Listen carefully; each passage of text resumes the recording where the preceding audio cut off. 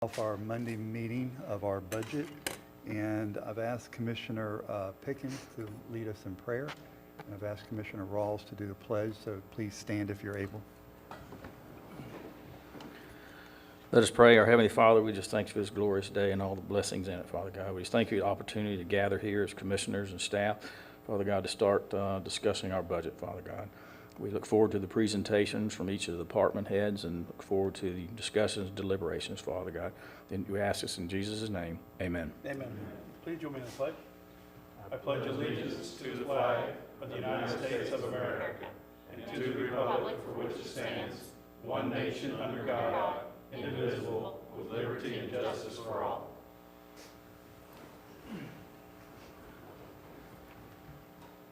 Thank you, Commissioner Pickens and Commissioner Rawls. I greatly appreciate that. I do want to thank all the commissioners for the ability to accommodate my health issues recently, but we are up and running around pretty good, and thank you to staff for today. I want to start off by making a little comment. You know, years past, we've always done things a little differently, and I wanted to make this one a little different. We heard during some of the commission priorities that the budget needed to start a little earlier. I want to give kudos to Mr. Suggs and to Julianne for the work they've been doing on the budget and getting things done and getting things moved ahead. It's encouraging to see. It's encouraging and challenging to see what's on the agenda, but that's our job, and to find a balance here, and we look forward to that. But it's really important for us to know what the departments need and how we can move this county better and forward in the future. Might not can all get done at one time, might have to eat the elephant one bite at a time, but we're surely going to see what we can do for that. I'd be remiss if I didn't say to Jim and to Angela, thank you for being here today, and sad that you're going to be departing us. I'm sure you're going to hear that all week from a lot of people, but we do look forward. We thank you for being here the time you were here, and look forward to your future, and hope our paths cross again in life. Y'all mean a lot to us, so thank you very much. Commissioner Turner, you have a comment you'd like to make? Are you done with yours, sir? I am, sir. Okay. Thank you, Mr. Chairman. I'd like to take a moment, if you'd allow, and I have a couple of comments too. I guess my first comment is I realize that we're trying to change it up a little bit on how we've done budgeting in the past, and so we've asked for basically the wish list of all the county at this point, and we received that wish list, and then we requested from the staff an attempt at putting a budget together with no information, because number one, we don't have revenues until July, and so we just had to pull revenues out of the sky from somewhere, which is what they did a great job of trying to do that by using last year's budget revenues. And so they presented us this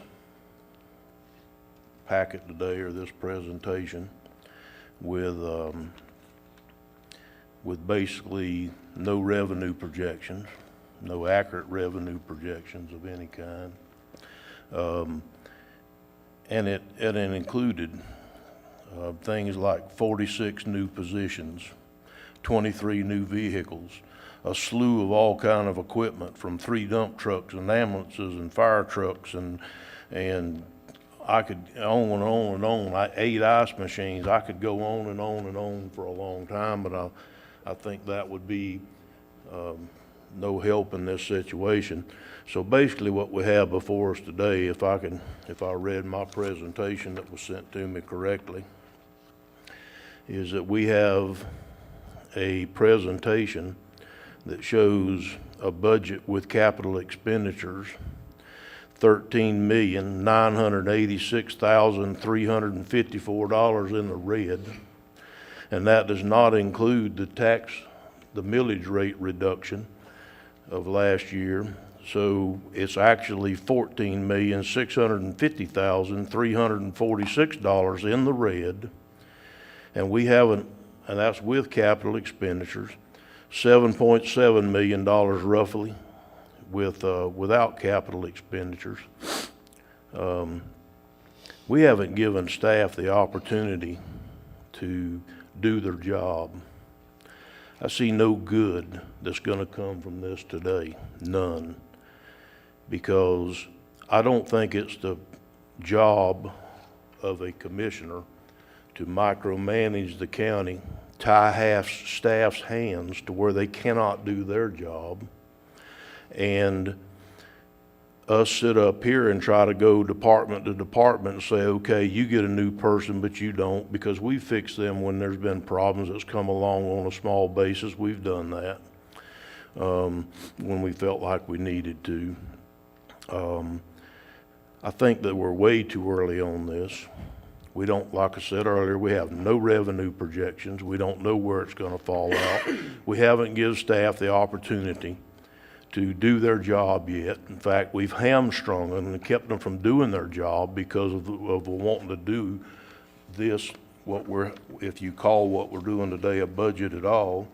I think that, Mr. Chairman, this commissioner thinks that before we go through this sideshow, I believe in my heart that we need to send this back to staff and give them the direction that we would like them to present us a balanced budget. Because I don't feel it's our job as commissioner to go down the list, line item by line item, and decide what they're gonna get in each different department as we go. I don't think we need to look at growing government by 46 positions. I don't believe we can buy 23 vehicles in 1 year, not including the millions of dollars worth of equipment that's been included in this budget. I think we're going to be putting department heads unnecessarily in the crosshairs for asking for things that they want, not necessarily what they absolutely need, but what they want. I really feel like this is way too premature, that we need to send this back to staff and let them try to get this closer to or somewhere in line of a balanced budget without using reserves, which is what we've done the last 2 years, and I'm proud of that. And with that, Mr. Chairman, I think I'll stop for now. Thank you, Mr. Turner. Mr. Rawls? Mr. Rawls? I just do not. So this is going to come as a shocker, but I disagree with a lot of what was just said. I think it's important for us to hear from the department heads where we are, where we're going, and where we need to be. We did send out a directive to them to come back with needs, not wants. I would imagine that what we're looking for is a list of needs, not wants. I think that we do hamstring the department heads if we underfund and we defer anything, especially when it comes to maintenance, buildings and grounds, our parks and recreation. There's been a lot of deferred maintenance. And what we really do is we not only hamstring the department heads, but we hamstring the employees, because then our taxpayers, who is our customers, come in and they get upset with us because we haven't given them the product that they expect to have. So I think this is our eyes wide open look at what the county's real budget should look like, assuming that there are no wants in here and we only have the true needs of the community. And this might actually reflect what a real budget looks like when we start looking at everything in totality and what we need to do going forward with our community. Thank you. Thank you, Mr. Rawls. Mr. Adams-Ack? Yeah, I don't think you can start the budget process early enough. I think we really should do it every quarter, starting from when the fiscal year starts, and use the prior year's budget as the thing, and anything that we see coming up that should be added or taken off, or we know is something that's going to fall off because it was a one-time cost. We should just be monitoring that, whether that's a half-hour meeting once a quarter or whatever. So I'm all for this. I get it that everything that's in here probably won't make it through, and that's why we need to hear from you guys to know what we need to project towards in the end. So I appreciate it, and I want to hear everything that you guys give us today, and I'm excited about it. Thank you. Thank you, Mr. Adams-Ack, and I appreciate that. And let me finish up by saying, in no way, shape, or form this is going to be the end of the meetings that we're going to have. This is the start of a conversation, and I think it's a very important conversation. So with that, The format I've been asked to, if you don't mind, is to allow staff, one department at a time, to make a presentation, write down your questions, and then you'll be called upon to submit those questions. And then, if you will, when everybody gets a chance to go, we can go back through the commissioners again and ask any other follow-up questions that need to take place. I think that's very important, that the staff sees that we're listening to them and we're hearing from them. Mr. Pickens, you have a comment, sir?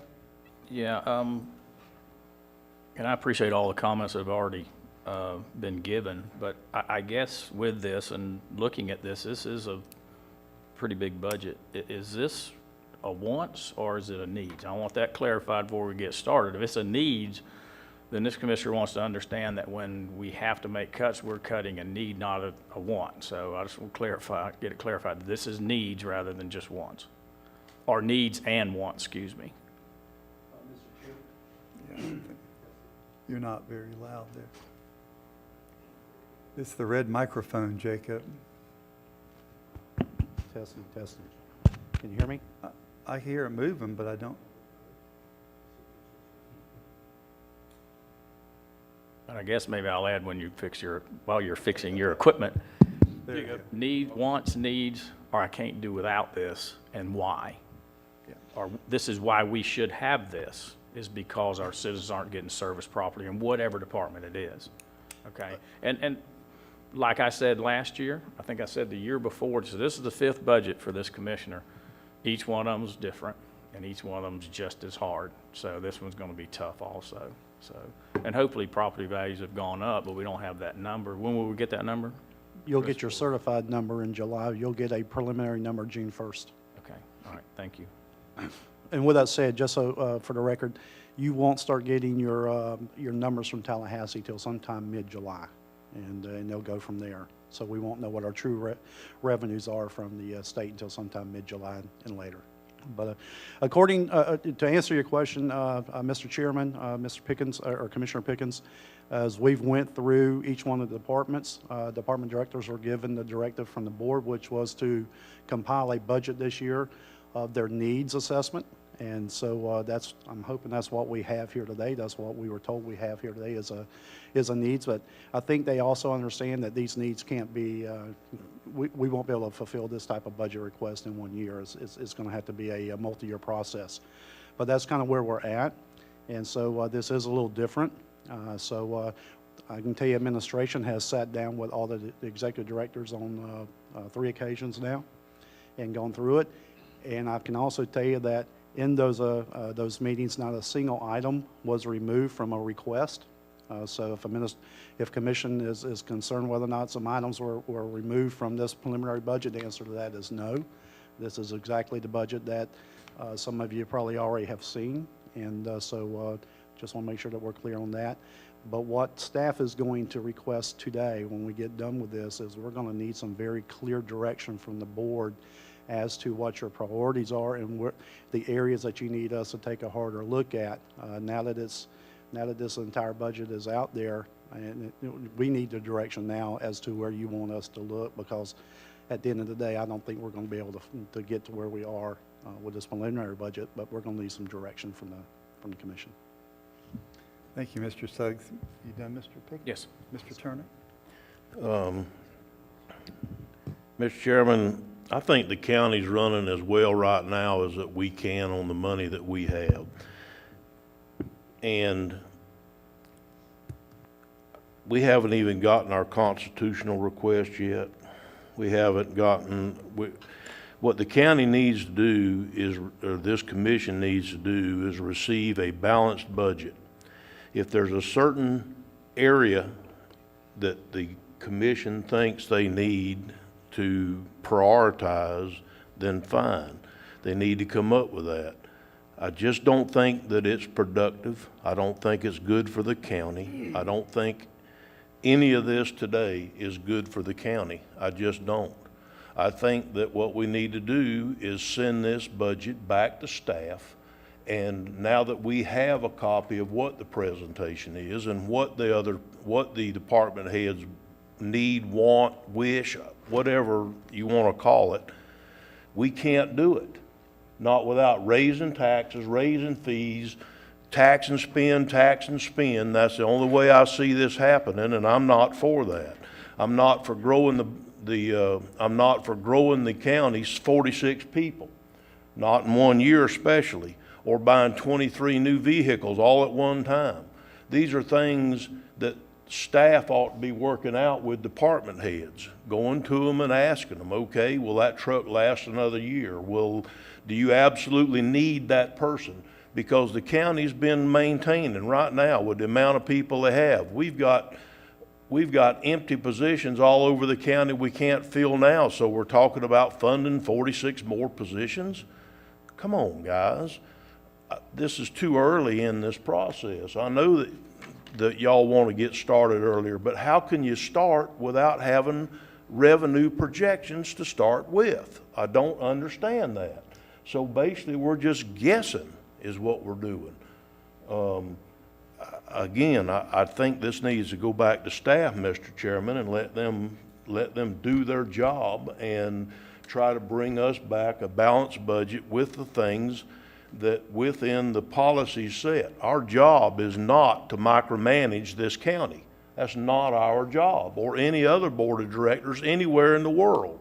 It's not our job. Our job is to set policy and priorities and then let staff take care of those policies and priorities, not try to go over line item by line item in a budget and micromanage the county. I'm done, Mr. Chairman. Thank you. Mr. Chairman. Mr. Adams, that? Yeah, I don't see this presentation as a line item by a line item thing, but I appreciate you guys are a lot closer to the ground than we are. You see where the rubber hits the roads with your employees, with your equipment, with the citizens that call you guys. We don't get every call that you guys get. We get a small subset, and we try to get you guys to focus on the small subset we get. So I appreciate the fact that you guys are bringing to us your needs based on that information that only you have. I mean, we can sit down with each of you every week and talk to you, but you're not going to get everything over to us. It's impossible. We'd have to sit there for 3 hours with each of you weekly to understand everything that you're dealing with as directors. So I appreciate that very much. I think what this does is everything in here probably isn't going to happen. Just like I agree with everybody. But if we don't know what your priorities are, how do we facilitate getting them for you? So I think this is absolutely a great exercise, and I appreciate that we're doing it. Thank you. Mr. Rawls? I agree. This is a great exercise, and it's something I want to see us do a couple of years ago when I first got elected. In speaking with staff, and I would imagine, I'm looking at everybody right now, minus Angela. I haven't heard from anybody that said we're fully funding our budget and we're able to fully staff up and equipment-wise we're in good shape. What I've heard is the reciprocal of that. In talking with employees around the county, they find their jobs very challenging. Ms. Young and Mr. Suggs and I had a conversation about the courthouse, and what came back to me was, well, you know, we're playing the hand that's dealt us with the budget. So the last thing I want to hear from staff is, your budget is anemic and we're doing the best we can do.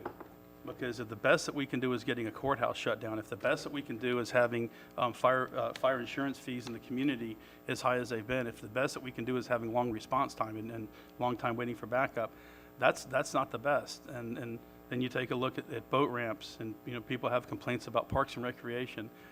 Our assets are getting older, they're not getting any younger, they're getting more expensive to manage, and I think this is a really good, I like the term exercise, because I think this is something that we should be doing. Guessing is dangerous. Guessing at what we might need is dangerous, but right now we're not guessing. We're going to hear from the professionals that we depend on to tell us what their needs are for this community, and then we also need to weigh this against the strategic plan, which you've yet to finish. I think this is a perfect a perfect time for us to start discussing the strategic plan, looking at it over the next 3 and 5 years. This could become part of it. I think it should become part of it. But in no way do I think this is a waste of anybody's time. I don't think this is dangerous for anybody. I think, if anything, this should be enlightening and uplifting for our staff and for everybody that works for the county right now, to let them know that this commission cares about everybody, including the people that are in the trenches every day, struggling with what they do. So I thank you for your efforts, and I would love to get on with this. One more comment, Mr. Turner, and then we're going to go right to presentation.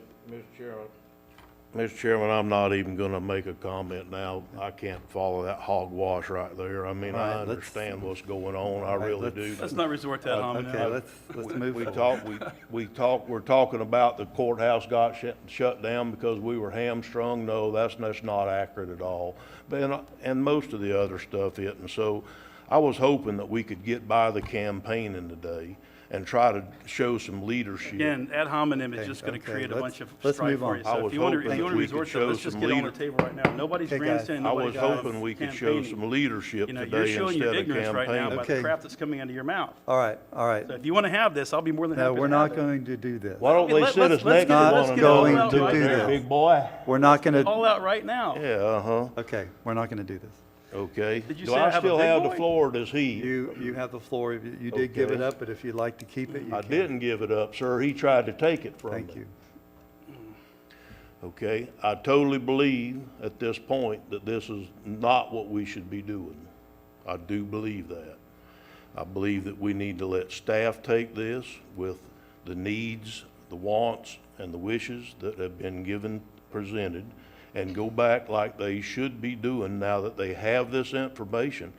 I'm not saying that going through the process to get the information is flawed. That's very good and online. They know what they need. But we need to let them go back with the positions and the priorities that are set by staff. I mean, set by the commission to staff. That's what I'm saying, Mr. Chairman. Thank you, Mr. Turner. Mr. Rawls, please. Am I remiss, did we not give direction to staff to go out and come back with a list of needs, not did. wants? Was that not a directive? We did. Okay, because for some reason, I think that I'm forgetting Okay. something here. Maybe I'm the one that's not. No, But as you're far fine. as hogwash and big boy, I respect the fact that you're senior to me, but, you know, I'm not a boy. You know, and you're not the only one up here that's entitled to have an opinion, you know, because that's, everything that you just espouse is nothing but that. So again, I look forward to getting on with this. Thank you. And again, let me clean up. Mr. Suggs, you're right at the end of this conversation. At the end of this conversation, maybe it's not today, maybe it's at another meeting. We'll see how it goes. But the BOCC does, and I've got it written down collectively by majority, and give you a directive of what we're looking for. Is it to cap our reserves at a certain percentage? Lower the millage rate? Is it to reduce solid waste fee? Is it to balance the budget without using reserves? Those are things that we're going to do after we go through all these presentations, when that time is appropriate. It might not be today. It might be down the road just a little while.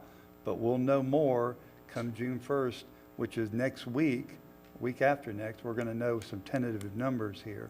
So we'll be able to have that discussion with you. Mr. Suggs, I will finish the conversation. We've been through the commissioner comments. You have the floor, sir, to make the presentations as you see, and we're going to take them department by department, correct? Okay, thank you. Thank you, Ms.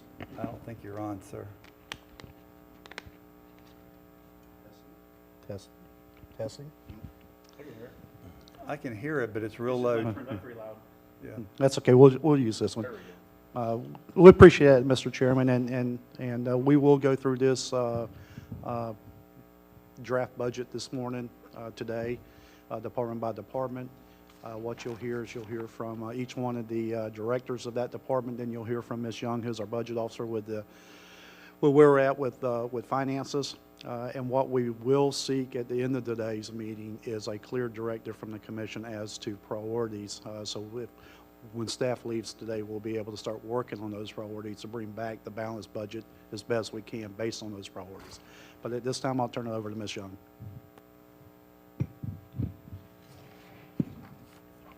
Good morning, Commissioners. We will be going through your packet. The first thing that we'd like to bring to your attention is just some budget recap and environmental conditions. In fiscal year 21, after the fiscal year began, we reduced the millage rate from 9.5946 to 9.4404. The impact of that on our revenues will be seen this year. For the purpose of this meeting, because we are early and we do not have revenue projections, we did use the exact revenues projected for this year, which assumed the higher millage rate. So we're already projecting a little bit higher revenues than what we know, what we're certain we're going to have. We did lower solid waste fees this year. One of our constitutional officers who we cover in work comp claims has had a pretty significant year, and those work comp claims have adversely affected and impacted our risk management fund. We are not certain at this time, but our early projections, again, it's just a little too early. We do know that, again, in that risk management fund, our insurance medical premiums will likely need to be adjusted and will go up somewhere. We are not certain at this time, because of where we are in the year, how much that's going to impact that risk management fund as well. We are seeing, due to COVID or just due to the environment that we are in, the cost of supplies have increased across the board: fuel, oil, medical supplies, all of those items. We are seeing incremental cost increases as we move into fiscal year 22.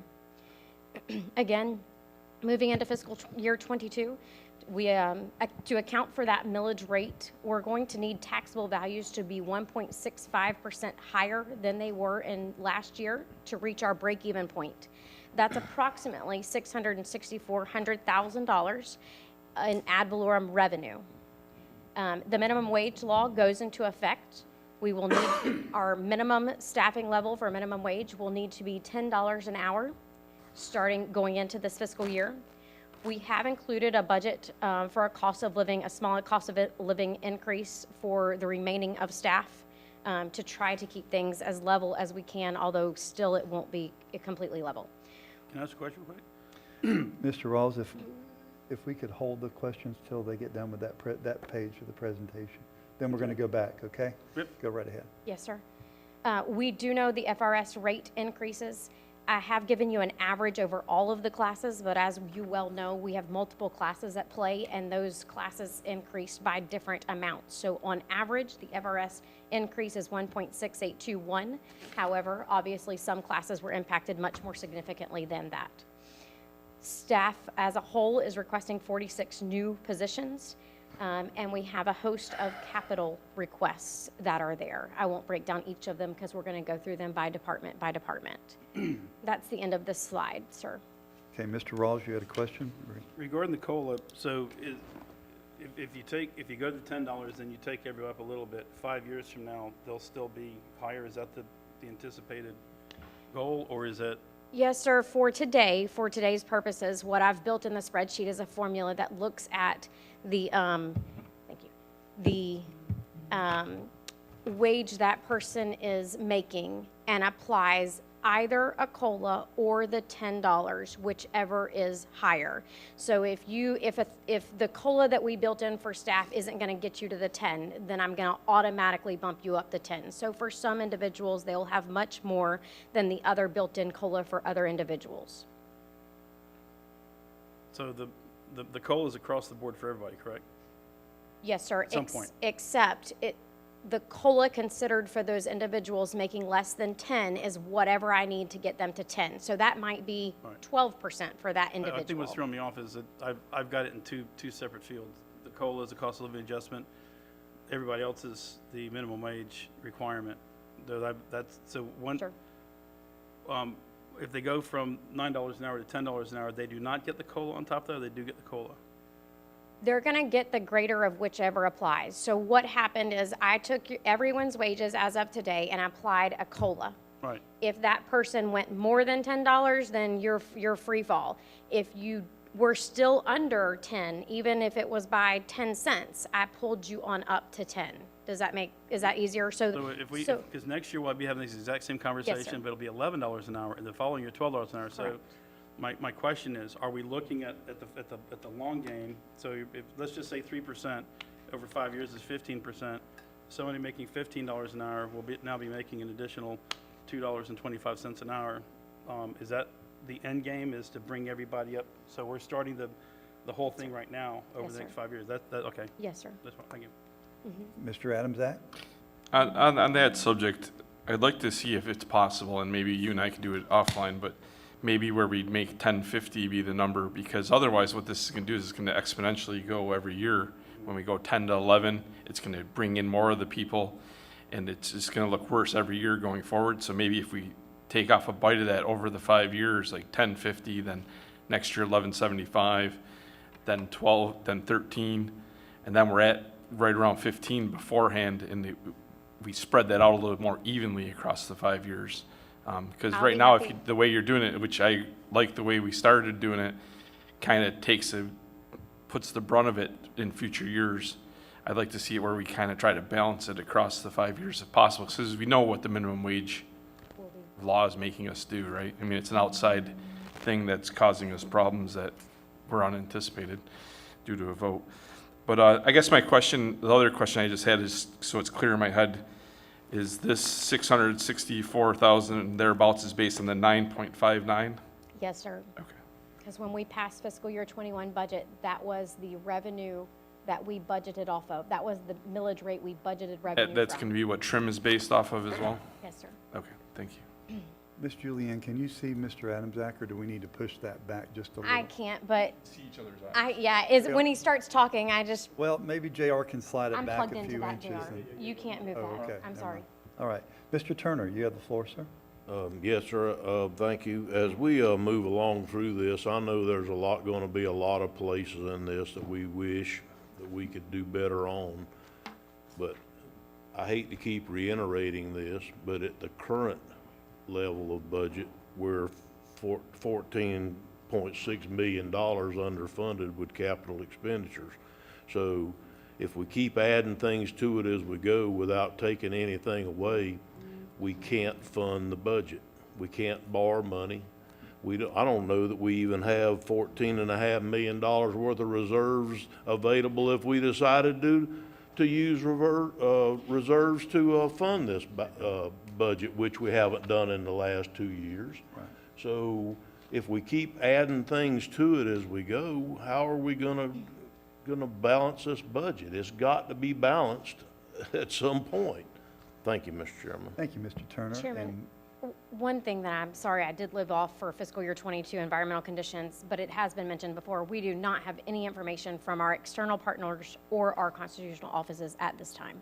I I'm sorry. understand. Mr. Rawls, and then. So I think if we don't have this conversation right now, we don't have a choice in the $10 an hour. That's being handed to us. That's true. By the state of Florida. And I don't know that we have any choice in not raising people up as well. If nothing else, and I don't like the term COLA with regard to this, because at some point, what we're really saying is everybody's at a minimum and we're just going to bring you up because we have to. But even if it is a COLA, right now we're experiencing massive inflation. And if we don't keep the folks up with at least with inflation, not only have we done them a disservice, we're now asking our employees to come to work for less money than they were making the year before. And this commissioner just doesn't want to see that happen. So I think this is going to be a critical part of the conversation, is the staffing levels and salaries that we can afford to pay to keep the county working. Thank you, Mr. Rawls. Mr. Pickens, do you have any comments you'd like to make on this? I have a couple that I want to say, and I appreciate this one page right here. Workers' comp, I understand Yes. that fully, and the medical insurance premiums, we get that. We constantly battle that situation, and Angela, I really want to say how much I appreciate this year of us trying to do these health fairs and seeing where we're at. We truly were crawling, barely, but we're getting there, and we're moving forward. I do say, as I look at our nation, if you will, and it puts all you division directors in a really bad spot. And Jay, I'll pick on you for just a second.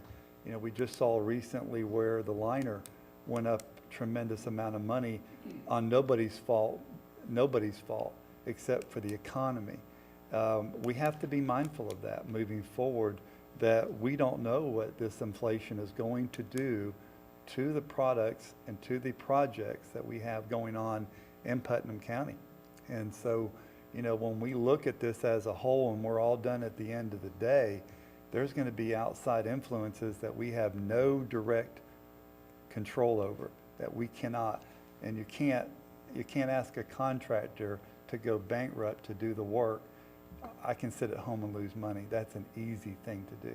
But you can't, why would you go to work and lose money? That just doesn't. So those external things are going to happen, and we're going to see that, and we need to be mindful of that too at the same time. So, Julianne, if you'll continue. Yes, sir. Thank you all. With that, we're going to begin with the administration division. Good morning again, Mr. Chairman, Commissioners. Fiscal year 21, We saw the CARES Act funding program come to completion. Again, nearly $13 million of funding allocated to our community.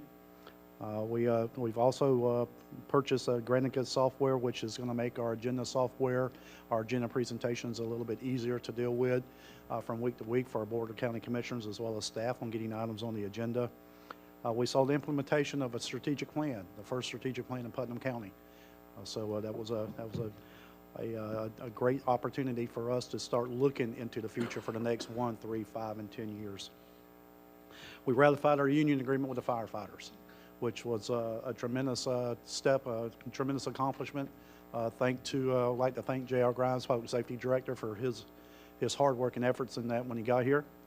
We also we updated or are in the process of updating our municipal interlocals, and so we'll get that done this year as well. I don't know if that's going to have a financial or fiscal impact, but we'll have updated interlocals with our communities. And we closed out our legislative audit as of last week. Thank God. And I started September 25th, I believe it was, 2018 under the audit, and we closed it out last Friday of 2021. So staff is excited about that opportunity and getting that taken care of. And again, that was a tremendous amount of work on staff, but it was a process that we needed to go through. And so it shows us where we were, where we are, where we're headed. And I think it was, it was an unfortunate situation that we had to deal with, but you know what? We're stronger for it. And, so we got an updated procurement policy out of it. We've made some changes in the way we do policy. So I look at it as a positive. And but we closed the books on that on Friday.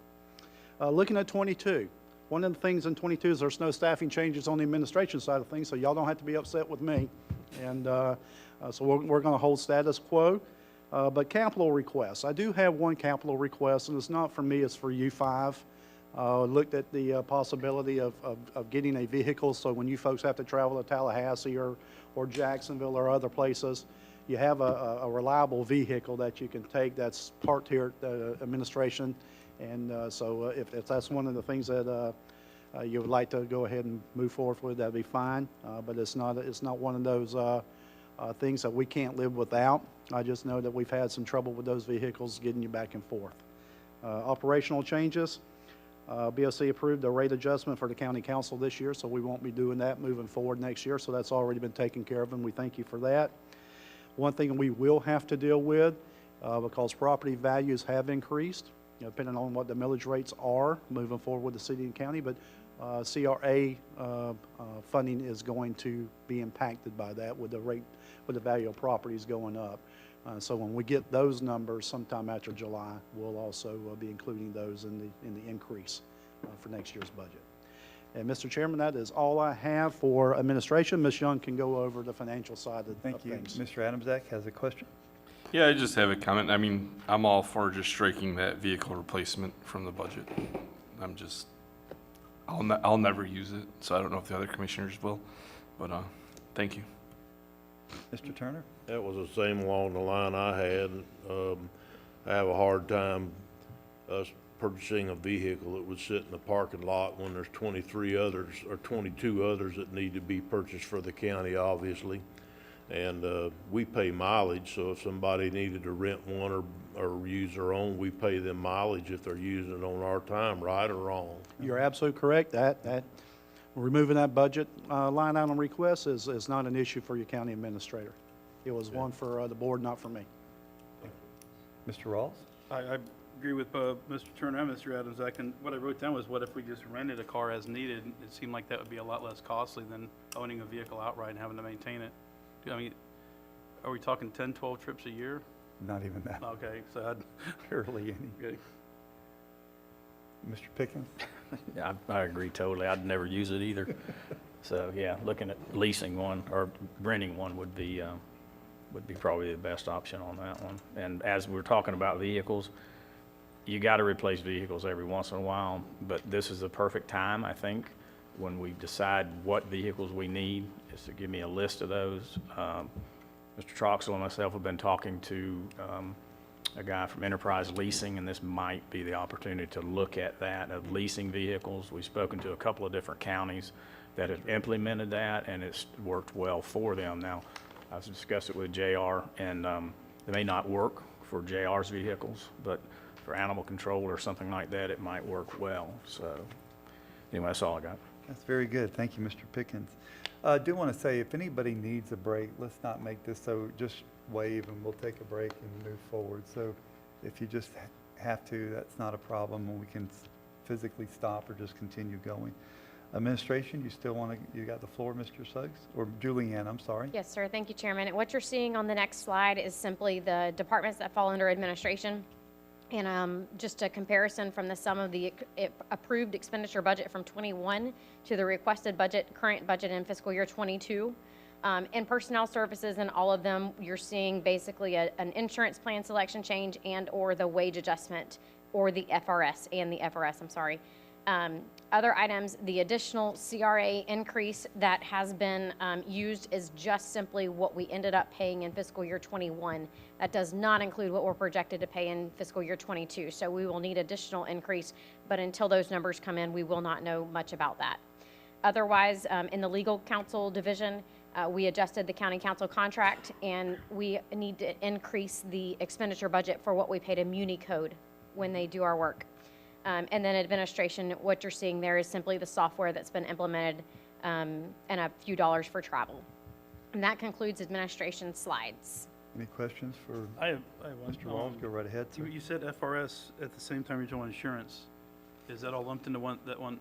No, well, when you're seeing these little, these snippets, yes, personnel services is going to include insurance, FRS, salaries, overtime, wages, as you get down to other departments.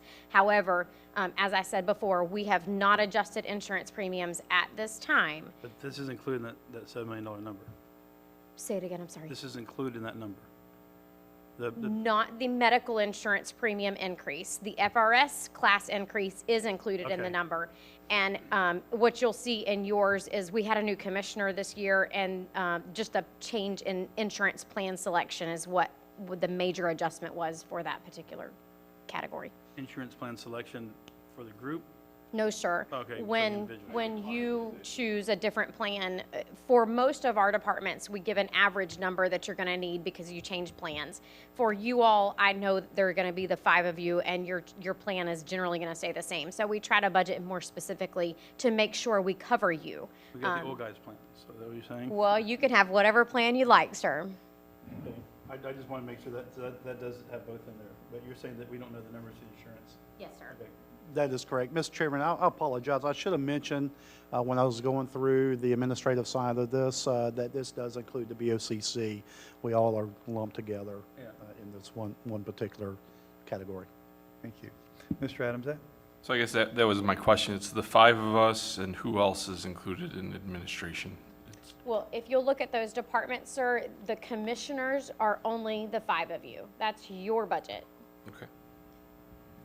No, I guess who's included in this budget? Commissioners, legal, and then administration as Mr. Suggs, and a portion of myself and our grants liaison.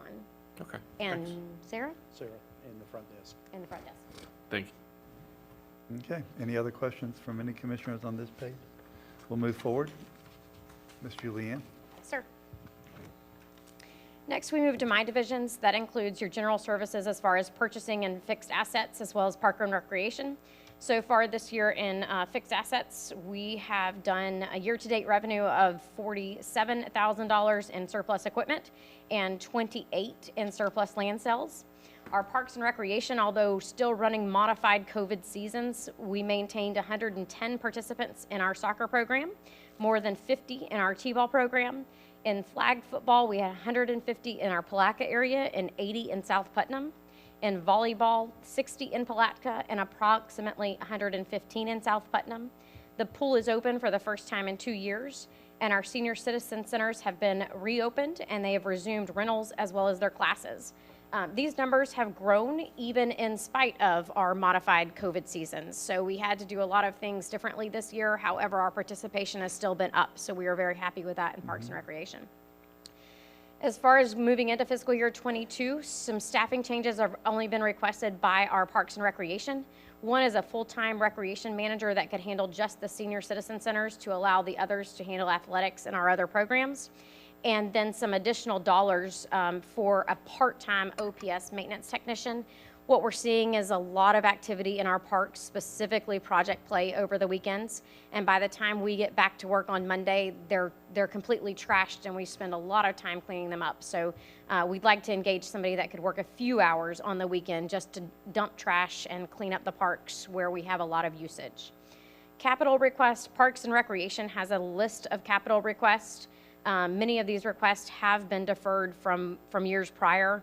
$100,000 would be an LED lighting system for one field complex. We're having some malfunctions in our lighting, and we're at a point where upgrading those lighting is going to be a necessity at some point in the very near future. $10,000 for a master key lock system, which is for the restroom facilities, again, so that the restrooms can be open on the weekends when we're being utilized. And otherwise, we have to pay a staff member to come in, open the restrooms, and we don't have that person at this time. Three of our concession stands need some minor remodels in the restrooms areas, Theobald Concession, the Francis Sport Complex, and partially at South Putnam. They're requesting to replace one Skag mower and one pickup truck and one 25-foot utility trailer. This is so we can transport that equipment as well as the soccer goals. We move soccer goals throughout the county based on demand. So if somebody, we move them to South Putnam, we bring them back, we move them around as needed, but we currently have a hard time doing that. And then a top dresser to help us maintain those fields that we have. The operational change that you're going to see is we started fiscal year '21 and we had operational expenses built into the fishing fund. As you all remember, you requested that the fishing fund dollars be reserved for capital only so that you could make an impact with those dollars. So we had to obviously increase his operational budget in Parks and Recreation. So you're going to see a bit of a drastic increase, but part of that or a large bit of that is those operational dollars that go to maintain the boat ramps, the dumpsters, the Keep Putnam Beautiful, the rentals for the restrooms and the hand washing stations and all of that stuff we have to do at the boat ramps as general, not to include general repair and maintenance of those boat ramps. And with that, that's the end of that slide. Mr. Adams-Act? So I guess my one question is, and this is something for the future, but for the participants in the different activities, if we can get an approximate cost per participant, something like that, that would be kind of cool to have. I'm for privatizing that part of it and taking it out of the government's hands, where an organization hosts volleyball and does the planning and all that stuff for it. Whether we get there or not, maybe that's 2-3 years from now. The one thing on the soccer goals, soccer goals aren't that expensive usually. So would it possibly be cheaper to buy soccer goals for each location than to buy a trailer to move them? Just something to look into. And this is exactly why I think this is good, because I wouldn't have thought of that, and maybe the soccer goals are super expensive, but I know they're not because I've bought them before. So just something to think about, maybe if we bought 8, I don't know how many locations we have, but 8 soccer goals, maybe substantially cheaper than this trailer. Sure. So just something to think about. Thank you. And Commissioner Adams-Act, I'm remiss in saying that we do have a couple of private organizations. The Palatka Bay Bruth is a partnership with Parks and Recreation, and their spring season had just over 330 participants, so excellent. And we also have the same situation in Melrose with their baseball, Bay Bruth. It is hard to get a group of volunteers to run a program like that, but we have had great success with both of those and greatly appreciate the partnership that they bring to us. Thank you. Mr. Rawls? So the other day we talked about trail maintenance being shifted over from Public Works to Parks and Rec. Has there been any consideration in that? There is no budget consideration in this, in Parks and Recreation's budget. Mr. Troxel had already built in some extra dollars for what we need. We're still in the process. We could shift it at any time. We are still in the process of making sure we can validate how many times a year it's going to be required. And I believe Mr. Stevens has been working with you, sir, to get a list of equipment or help us identify. I sent him some stuff the other day. Yeah. But that budget effect is not in the Parks and Recreation budget. Again, Mr. Troxel did build in some extra dollars for trail maintenance, Okay. and at any time we can shift it from one to another. Okay, thank you. Mr. Pickens? Yeah, we're going to discuss that at our next Park and Recs Advisory Board meeting in the first part of June, about whether the Parks and Recs is going to take that over and then who's going to fund it. So it's nice to give something to somebody, but it's nice to find some funding too. So we're going to discuss whether or not Parks and Rec, whether we're going to make a recommendation to take those in or not. Well, part of the conversation revolved around transferring the money from, basically taking the big equipment that they're using right now, because the Public Works doesn't have the smaller equipment that it really takes to do it efficiently, and then getting the money to them to be able to get the right equipment. But I think at the end of the day, it's going to be a cost savings, not a cost incurred, because we're going to be being a lot more efficient, a lot quicker, and a lot less costly. Mr. Adams? And on the master key lock, this is something I've talked to the director several times about, is the fact that people are going into the bathrooms and doing damage and creating chaos for us. If we can get some sort of show what it's costing us to basically fix things as they break, and maybe over the last 2 years, because I know some toilets have been, a lot of things have been busted. You know, this may be the easiest no-brainer we've ever had if this, and I think we should do it in all the bathrooms if we show that it's a savings over fixing repairs and things of people vandalizing and repainting stuff because people are graffitiing, and the man hours that it takes to do that instead of them out doing the parks and recreation thing for the good of the community. So if we can get some numbers around that'll help justify this and maybe expand it to all the bathrooms. Thank you. Yes, sir. Julianne, I have a question for you. On the remodeling of the concession stands, do we have a contract with a private provider that handles those, or does the parents of the organization do that? Or how, I mean, does money flow back, or does money actually help offset when they raise money amongst themselves? Does it help offset the cost of the program? Yes, we sir. know- So the only one that we really have that's strong enough to make an impact is the Palatka Babe Ruth. And they raise enough money. They do 90% of the field maintenance during the season, as well as this last year, they raised enough money to put an electronic scoreboard at each of the fields, which we haven't had in years, and kept us out of being able to host a Babe Ruth tournament. And so they were roughly, they spent roughly 30-something grand to put an electronic scoreboard at each of those fields at the Palatka Babe Ruth. They do other maintenance items. They've helped refurbish the batting cages and that kind of thing. But as far as the restroom facilities, they typically request that we handle them. Now, they did put an air conditioner in the concession stand, or what they call the umpire's box, at that field as well. But that is really the only organization that we have that's strong enough that's making an impact back to us. Okay. The reason I ask that question is simply our Rotary Club does the high school, and, you know, the profits that we make go back into scholarships for the students. Sure. So I'm encouraged to see that they're investing back and Yes. really kind of offsetting costs that they might come to us and ask for. Absolutely. They're not asking because they're doing it amongst themselves, and I applaud them for that effort. Mr. Rawls? You know, I mean, kicking around the idea, and I've mentioned it several times, having some sort of a public-private partnership with a 501c3 that we can have a memorandum of understanding where they operate the facilities.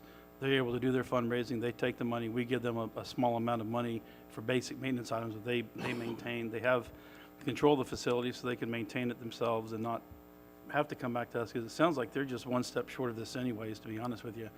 And, you know, if they were, from what I understand, if you have a tournament promoter that works, they can bring the funds in for that nonprofit to run the tournament, split it with them, and then we wouldn't have the responsibility of day-to-day operations out there. That would take that off our back, and then work towards forging other relationships, because Melrose has a pretty good, they got a good grip on what they're doing as well. And I think they do as good a job or better than we do, and they're just average everyday citizens getting it done. So something we might want to consider and take that load off of Parks and Rec.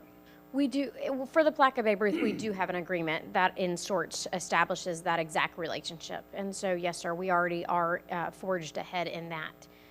We do very little maintenance for them during their season. If we do something, if they have something major or something they just need our resources with, then they'll sit down with us and say, hey, the light's out, can you help us? And obviously, yes, that's on our responsibilities. But otherwise, they handle the tournaments. If they profit from them, the tournament entry fees, that type of thing, they pay the umpires, they do all of that.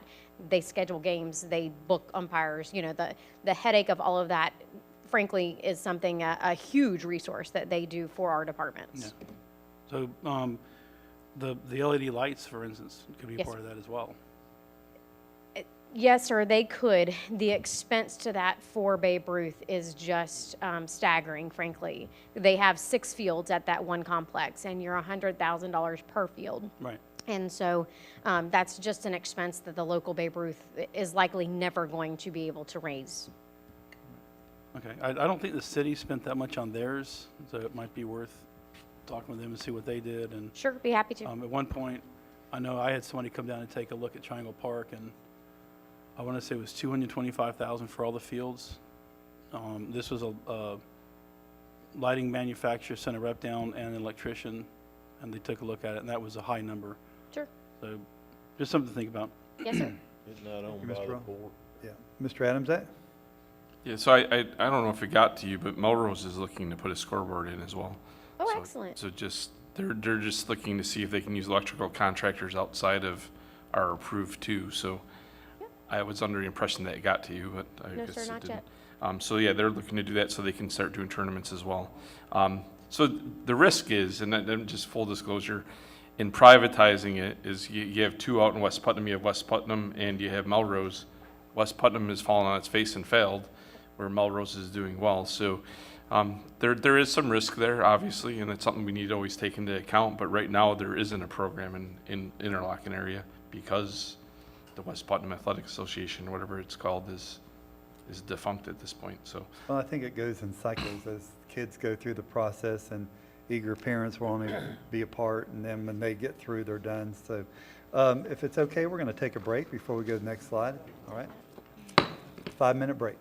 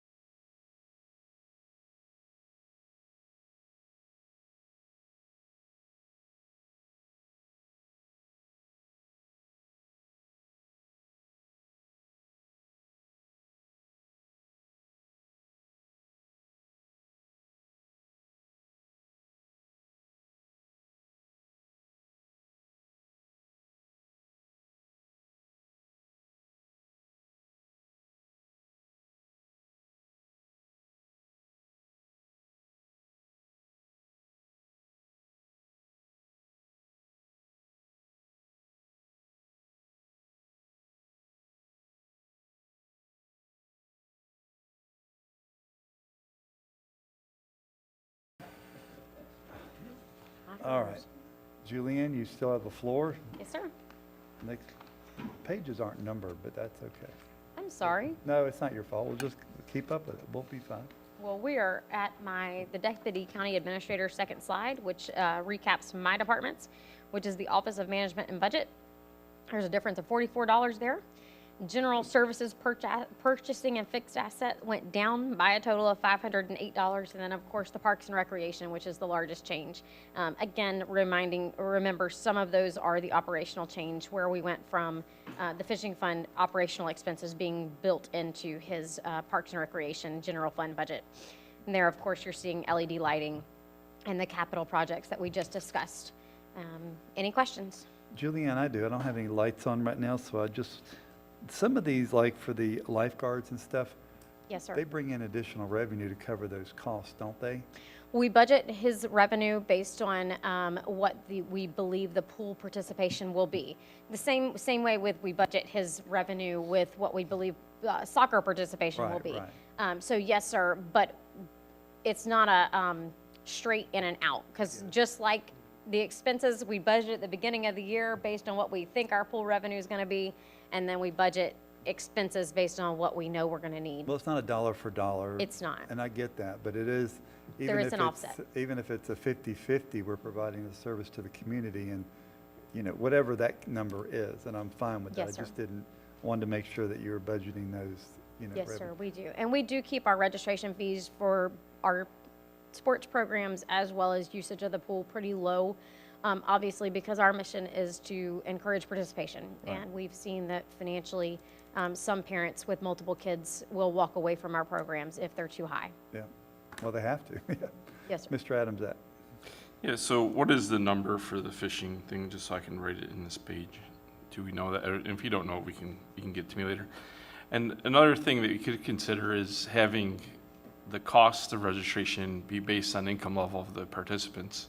I mean, where I'm more than willing to pay more, and instead of paying more in Melrose when my kids were playing, I just donated. But there's definitely an opportunity there for people that can afford it to pay a fair cost, and then for someone whose income is lower to pay possibly even nothing based on that. So maybe there's an opportunity there to look at the way we do our costs for the participants in the youth programs. Okay, Mr. Rawls, I'm sorry. Just simple math says that year over year, if you're running just on your cost of living adjustment, how many of the salary positions or hourly positions are affected by that $10 an hour minimum wage in Parks and Rec? 3 or 4. Okay, and if you took out the LED light, you still need the other $83,000 for grooming of the fields, maintaining the fields, clean the bathrooms and the minor stuff and all that. Okay. Yes, sir. And are y'all considering current pricing, or what are y'all basing your pricing on? Yes, sir. We've gotten some estimates to include the LED lighting, just some budgetary estimates that would give us an idea of what we would spend if we did the capital projects that are listed. I mean, but are you doing it based on today's numbers, or are you doing it? Today's, yes, sir. Okay, because everything today is a lot more expensive than yesterday. Absolutely. Okay. Mr. Pickens? Yeah, on the fees, I think our fees are fairly reasonable. I Yes, think sir. we did adjust them. But I think we need to be very careful, and I appreciate Paul's, Commissioner Adams' comment on that. But I think we need to figure out and go with the way we are this is what we feel that is fair and reasonable, and that's what it is. If we start staggering it, I'm not for that at all. If we're going to do that, well, then we need to decide, all right, this is what it's going to cost for everybody to play, and everybody understands it's free. Yes, So I disagree with staggering the prices on that. Yes, sir.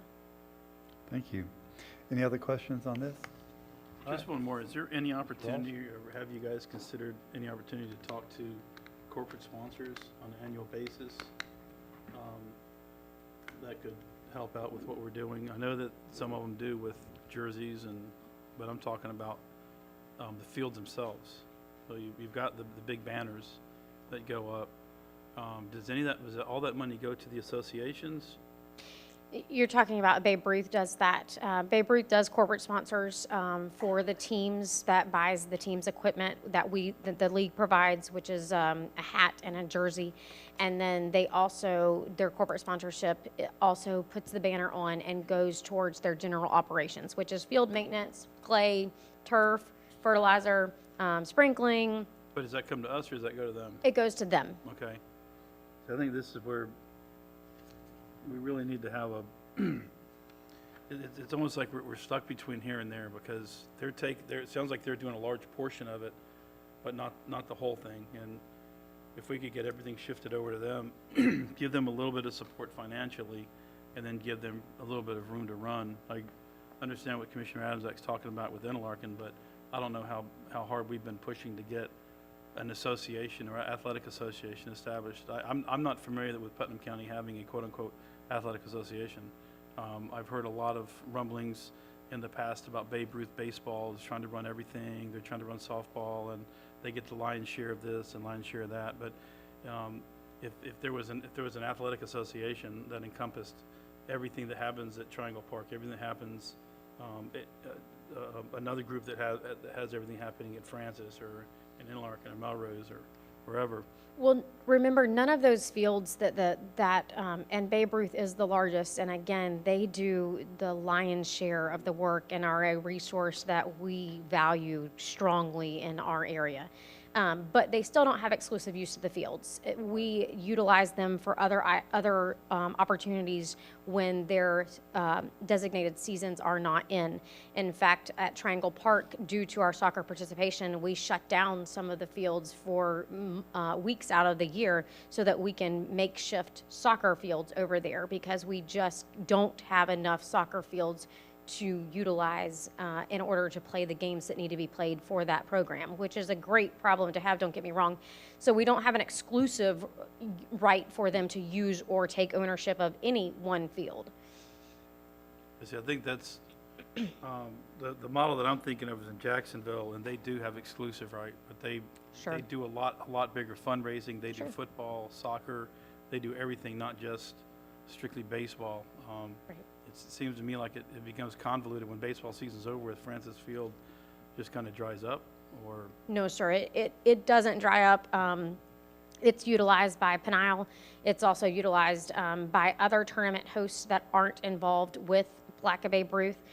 We in our area are seeing a growing number of travel teams unassociated with Palatka Babe Ruth, and they will utilize them for weekend tournaments or even weekday tournaments once that baseball season is over. So I wouldn't say that any of our complexes, especially in our area or the greater Palatka area, ever have a season where they're dried up.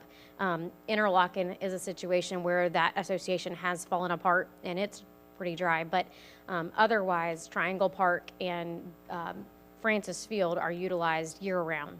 so is there an opportunity then to partner up with a promoter, let them promote the fields and bring in tournaments? So you're saying there's an uptick in that? Because it seems, to me, it makes sense that we're 45 miles from these large metropolitan areas. They could drive a lot easier to Palatka and play in tournaments if we had our fields tournament ready. And from what I understand, they make big money. Yes, sir. Newberry killed it. There's always opportunity. Again, one of our limitations at Francis was that we didn't have electronic scoreboards, and it's required. Really? And so we do now have electronic scoreboards. Thank you to the Babe Ruth Association. I do not believe all of our fields at Triangle Park have electronic scoreboards at this time. What would be the benefit if we went to electronic scoreboards? Have you ever seen any numbers or? I've heard literally that somebody would come in and spend $45,000 to $50,000 to put on a tournament, and we could get part of that as well in revenue. It certainly depends on. Is that really true? Yes, sir. Some of your larger tournaments do bring in that. Each tee pays an entry fee that's plus a field usage fee. And so, of course, depending on how big you want your tournament, your revenue grows. So could you make? Yes. Are probably some of these Jacksonville complexes or Clay County complexes making that? Very likely so. We are limited in our field sizes in Francis Field. And so, again, it's a demand situation. How many games can you turn in one weekend in order to make that many teams join the tournament? So we only have the ability to play two major fields right now, and 2 minors and 2 T-balls, maybe 3 minors, 2 T-balls. Forgive my I'm gonna- ignorance, I don't, so, That's okay, age brackets, yes, sir. so you can have 2 adult teams playing? Well, not adult, but your higher high school level teams, your Or 13 and up. Okay, All right, let's, Only- only 2 of those? Correct, yes, sir. All right. that it? I think that needs to be a topic of discussion for a future workshop then, if they're, and this happens year-round, or is it only seasonal? Okay, Ball is year-round now. Yeah, I think if there's that type of revenue potential, that could pay for LED lights pretty quickly. thank you, Mr. Ross. Thank you. Before we leave this page, Julianne, I Yes, think sir. kudos need to happen where it needs to happen. And your department raised over $75,000 in year 2021 with the staff you have. Year to And date. I know they're probably watching, and I hope they are watching, because I want to give them kudos every time I get an opportunity to. I've never seen a better run procurement policy division and surplus sales and surplus and the inventory equipment that is being done right now. Now, that's not saying that it hasn't been done in the past. I've just only been here 7 years. And this has been something that's been a sore subject for me for a long time. And for us to, I know maybe we're not as sophisticated as some would like us to do on some of these auction things, but I can tell you, we are much better off now than we were. And I'm excited about the next round of auctioning that I'm looking at, that I'm seeing from out there at the EOC area. You know, these are things that have been sitting around. Maybe we use a part, maybe we won't. These are things we needed to clean up on and put the money back into the coffers of the taxpayer, which will reduce or help eliminate any tax increases. So before we leave that page, I really wanted to say to you and your staff, thank you. And not only for that, but when we look at the bids and we get these emails that we're under a cone of silence, you don't know how important that is for us, because the last thing we want to do is to talk to somebody we ought not to be talking to during that time, inadvertently not knowing. And that has happened in the past. And we don't have that problem today. So a big congratulations to you and your staff, and I do hope they're watching or they'll see this in the future, because it needed to be said, and I appreciate the opportunity, okay? Yes, sir, thank you. Thank And my staff has done a fabulous job. Ms. Baker, Ms. Duran, and Ms. Akins are running full speed ahead. Unbelievable, yes. All right, so the next one is, I guess we'll go to HR, Administrative Services. Miss Angela, you'll be doing that one for us. Thank you for the You weren't as prepared as you thought, right? There you go. I heard it. No, you're on, Angela, I You're can on, hear it. Angela. He just turned you up. Oh, okay. No, the other one. Well, it doesn't matter, swap them out. I'll let Jim struggle with that one in a minute, I guess. Okay. What color is that? I can't hear you now. How Angela's about the blue on mic? Can you blue turn it now. up? Okay, Can you hear me now? yeah, we can hear you. You got to Okay. speak right into it. Well, thank you for the opportunity this morning to go over my different departments and their budgetary requests. This slide starts off with human resources. This one is a little bit more fluid at this point in time, since we don't have some of our numbers coming back for our insurance claims and our workman's comp insurance. Some notable items is we did have, Is this thing working at all, Jacob? Can It's you all the hear way- it back there, or is it just me? It's all the way up. No. how about now? Now, Better, that's better. thank That you. is better, yes. We were all struggling to hear you. Okay. Angela, before you go any further, I'd like to recognize our clerk of the court and comptroller, Mr. Matt Reynolds, has joined us today. Thank you. And also Assistant Tax Collector He's Brenda. happy to be sitting up Brenda there, not up Bridges is here. in the audience with us too. Go right ahead. Okay, so I'm not exactly sure what you heard and what you didn't, so I'll pseudo start over. So human resources budget is a little bit more fluid at this point in time, since we don't have numbers back to have some accurate projections as to what our things will be for next year. Some notable items for that, though, is we did have some significant workman's comp claims, so we're anticipating an increase in our workman's comp insurance. Our health insurance, we're looking at least a 10% increase. We're hoping that it will come in under those double-digit figures. But as a comfortable number to move forward with for budgetary purposes, we felt 10% was an accurate number. We had our insurance carrier kind of hit up Florida Blue and see what their projections were, so it is an actual, not guesstimate, it could be true. Our claims are starting to trend a little bit more lightly, so that's why we're hoping that we can come into a single-digit increase for next year. As we've talked about with other departments, the minimum wage adjustment, moving to $10 an hour, will obviously hit the payroll department.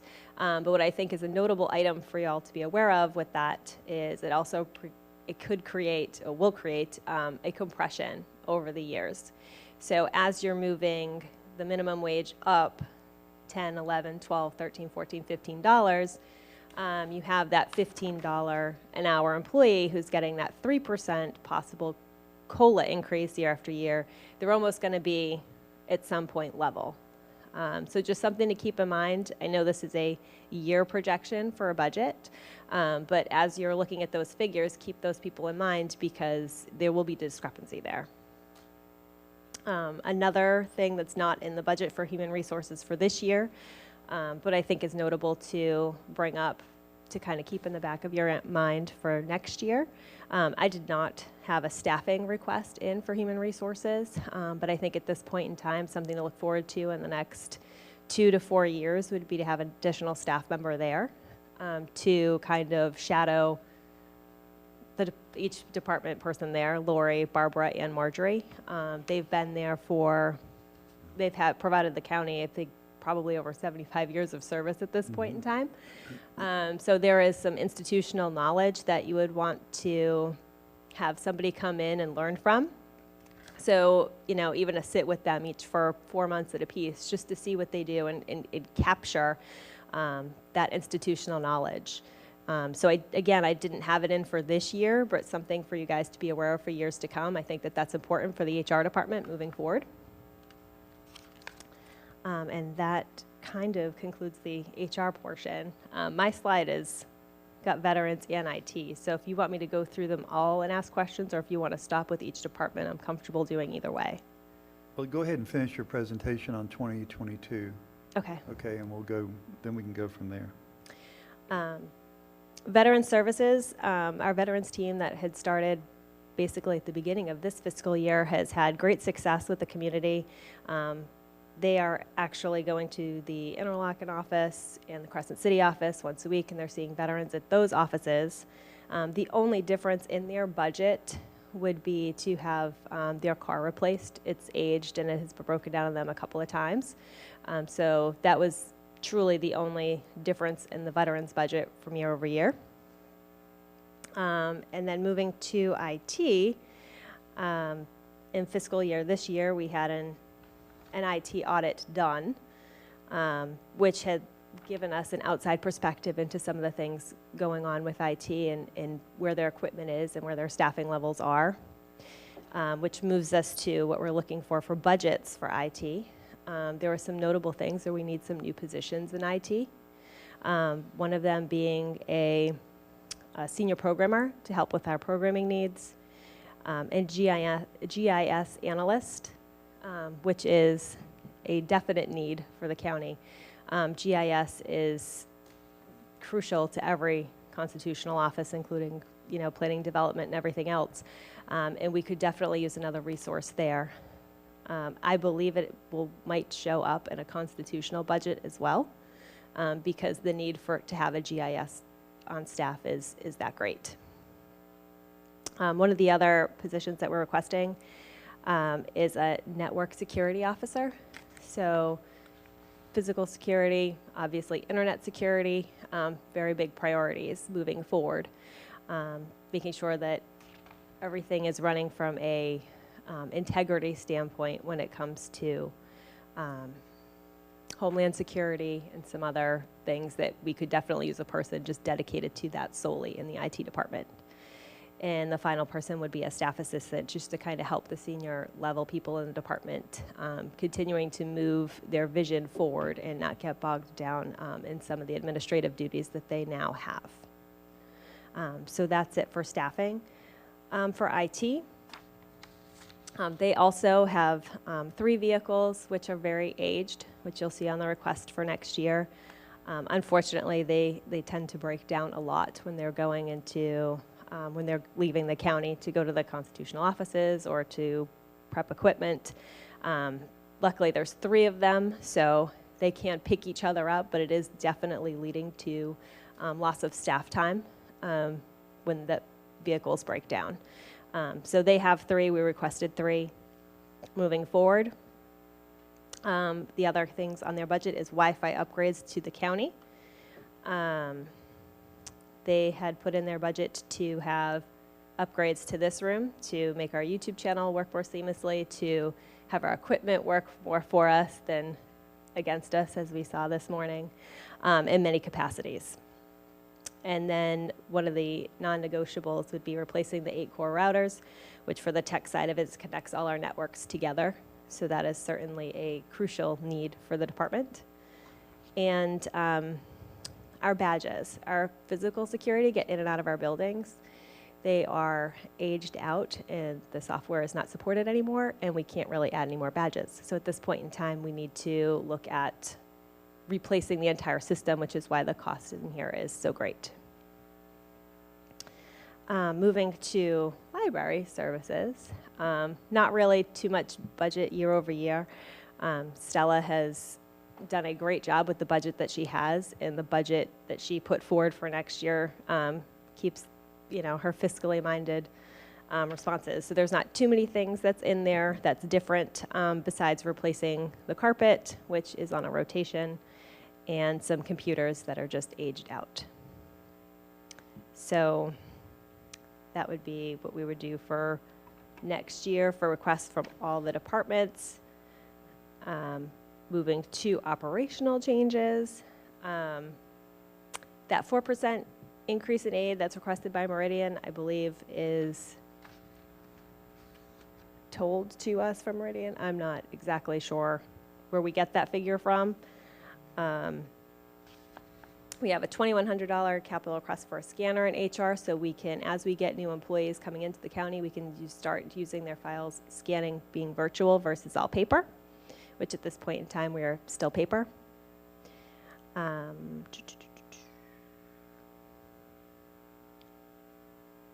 some professional services to help support IT with their future plans. And that, I think, pretty much concludes that slide. So I'm ready for questions. I feel like I just gave y'all a lot. Angela, you, on the bottom down here, I think you missed 2 items, the IT 84,000 inventory and the risk management fund discrepancies. Yeah, Deficiencies, I mean. the deficiencies in the risk management fund. So right now we're running at a loss because of some of the high dollar claims that we've had come forward. So we anticipate that that's going to be a higher expense for next year. Okay. And the $84,000 in inventory for IT, that would just be for additional equipment, I believe.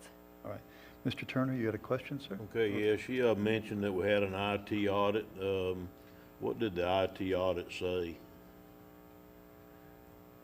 We had an IT audit. What did the IT audit say? Did it say that we needed all this stuff in the IT audit? It definitely put a highlight on that we did need more staffing in IT, that there was some deficiencies there, that it was running at a critical level where if one person were to leave the organization, it could create a ripple effect in Aren't there 18 people in IT? 18 or 19. Okay, so they're wanting to go to 23, 24, 22, 23? They had, I think, put in their report 5 or 6 positions, and Bob is requesting 4. Okay, at what point do we need to start looking at subbing out IT services to an outside team?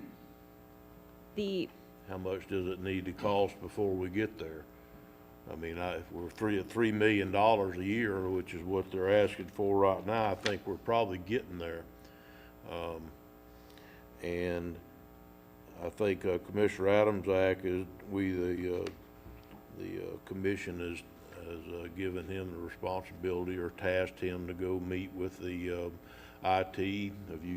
I don't know if he's had the ability or the chance yet, not the ability, but the chance yet to go out and look at that and see what we're doing, because like I said, at some point in here, we're gonna get to the point we just need to sub everything out to an IT company and let them furnish somebody in here. I don't know when that is, but I think we're getting pretty close if we're at $3 million a year.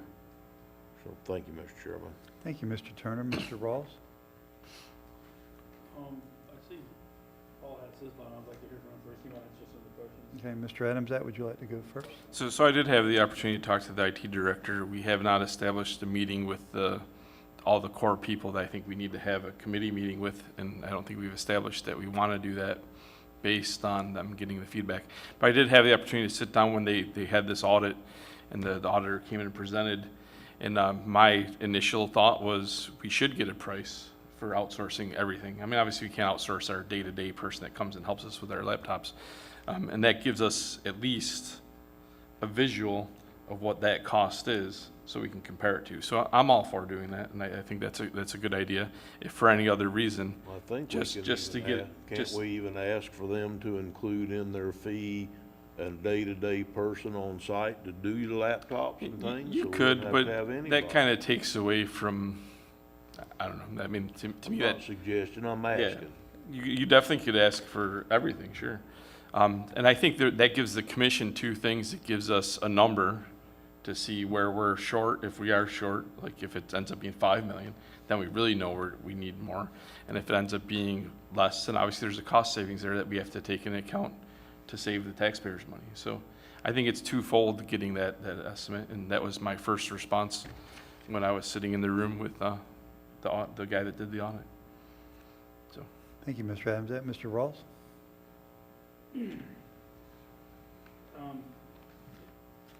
At one point, I was told that there was staff reductions in years past in the IT department. Can you speak to that?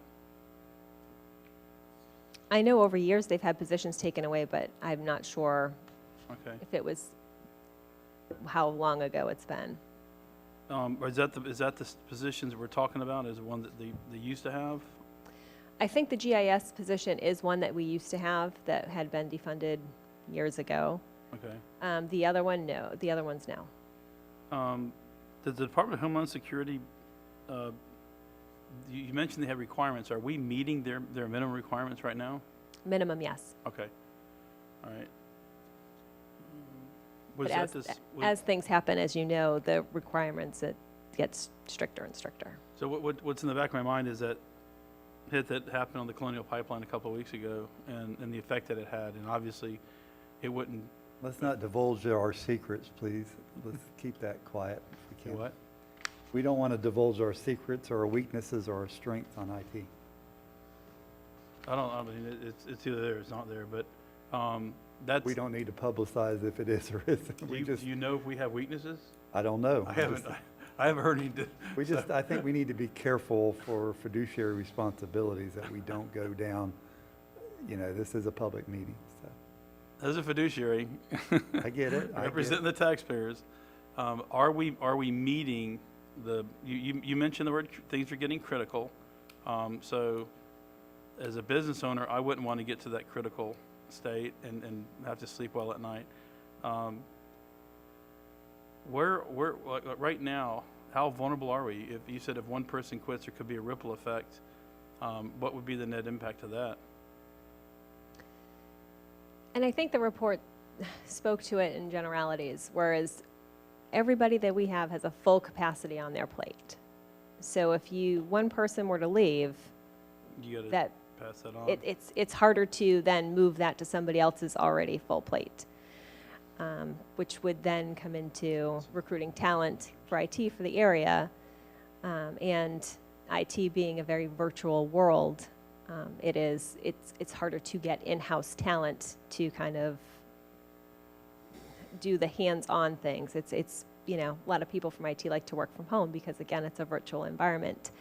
So getting the talent to Putnam County at what we would pay them to actually work in the office, I think could be a hardship for the department as well. Well, Commissioner Adams talked about, if you do go, let's say you outsource, as like Commissioner Turner said, can they not work from home and accomplish the same thing?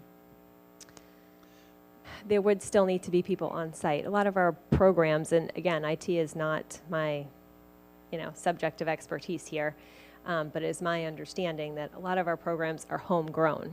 So someone would need to come in and kind of learn them. It's not out of the box where it's plug and play. Yeah, I've heard, we've had a lot of conversation that we're not buying canned software that everyone else is using. We're still stuck in some old times, I know, with some of our stuff, and we're not able to migrate away from that because the AS400 and, all right, is that right, Matt? You are, Mr. Chairman, if I Yes, could. sir, Mr. President. Matt's shaking his head. So. Oh, I can feel it in the back of the room. Yeah, I'd say Absolutely. he's glad he's sitting back doing that. Commissioner Rawls, Mr. Chairman, absolutely. I guess my first question is, and I apologize if you haven't received it, I was hoping you have all received a copy of that audit report that was done, so we can talk more in reference to the audit report itself, but there are a lot of things that we can look at that came out of that report. I do believe, as far as the security, I've had conversations with Mr. Stinner. So far, we're good.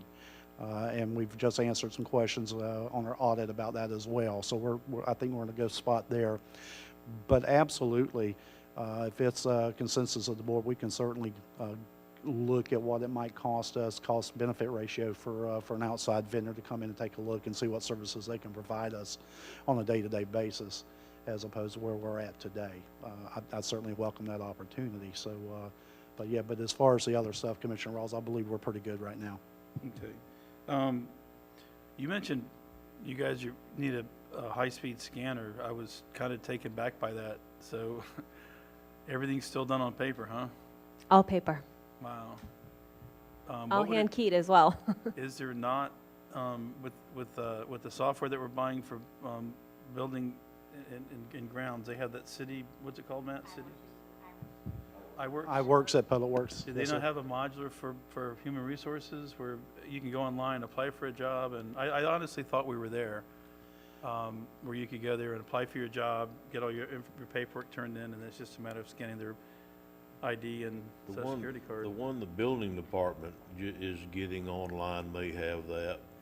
The Yeah, one I that- thought, it That's just a seems to me different- like, if we're able to buy more modules with the software, it would be advantageous. And The HR department, you can apply for a vacant position online and submit all your documentation online. Yes, there's different modules to the different software that we might be able to utilize to create some proficiency in other departments.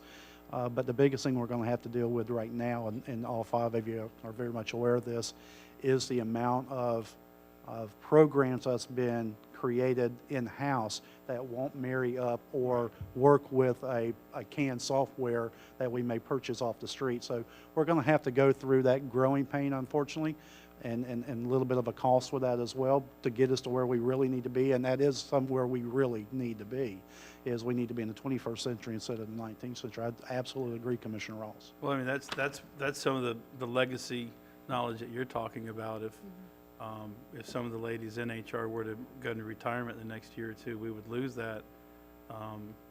Not having the ability to go back and do a rapid scan and find documents and stuff, it is going to be debilitating for us. I mean, it won't stop the train from rolling, but sure won't make it any fun to operate.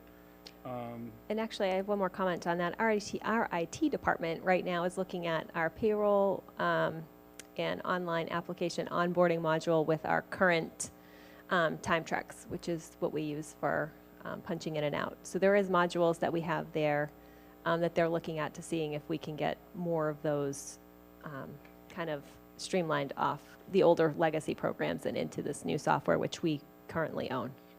And then regarding this one last question, the inventory, I'm going to assume at the risk of assumption, this is not technology equipment we're talking about inventory, because you buy it today and it's outdated tomorrow. I will go back and I'll send you guys an email about exactly what that line item is. Okay. Can I give you some clarification on that? When you send the budget reports in, If it doesn't meet the definition of capital, which is over $3,000, it goes into our budget line called inventory. Okay. So this is miscellaneous equipment that the IT department is requesting to purchase in addition to the capital, but just didn't meet the threshold of an individual item costing more than $3,000. Okay, so this is still capital expenditures, but. It is, Okay. it's small capital, Small- yes, sir. Small, okay. But we really haven't been spending much since I've been here in the way of CapEx, and, okay. Mr. Adamsack? So, I mean, the favorite thing I heard from the committee out there is institutional knowledge. I mean, so that is important. So it is something we want to take into account if we do decide to pursue outsourcing. And I would, the base reason why I said to get a number for everything is so that we have a number from outside of this agency that we can compare to.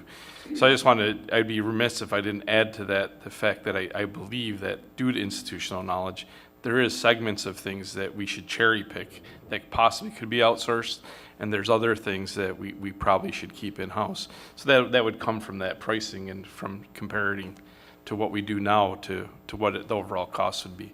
So I think there's definitely opportunity there, maybe not in a wholesale thing, but to pick out some things like possibly GIS seems like one that could potentially be something that could be put out. Another thing, just in talking with some of the constitutionals around the idea of IT, when we announced we were going to do a committee, that several of them reached out to me. There is some funding that comes in from the back door to our IT department from different constitutionals, and there is, I think and only because you mentioned it, there is a constitutional that is considering hiring some of their own IT people, which still comes back to the overall budget. So, and it decentralizes it from that management chain of IT. So I don't know that we want that to happen. Because I just think it creates a situation where you have a rogue person who doesn't have the oversight of IT per se, so they're making decisions and stuff on their own based on what that one entity wants. But if they need to do that because we're not getting them what they need, that's their decision, obviously. But I just want to make that comment as well. Thank you.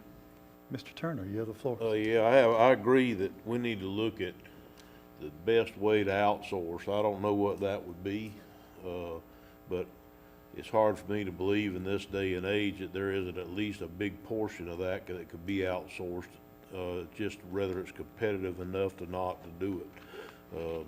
I think that one of the problems is that the IT people are going to be more difficult to get your hands on, because a lot of them can work from home in a home environment, and they may or may not like that, but I think a lot of them do. And so, yeah, I don't know what the answer is, all part, cherry pick, like you said, whatever it is, but I think we definitely need to move in that direction of what it would take to get outsourced. Thank you, Mr. Chairman. Thank you, Mr. Turner, and Mr. Rawls, I'm sorry, I saw your light, I didn't see your light at first.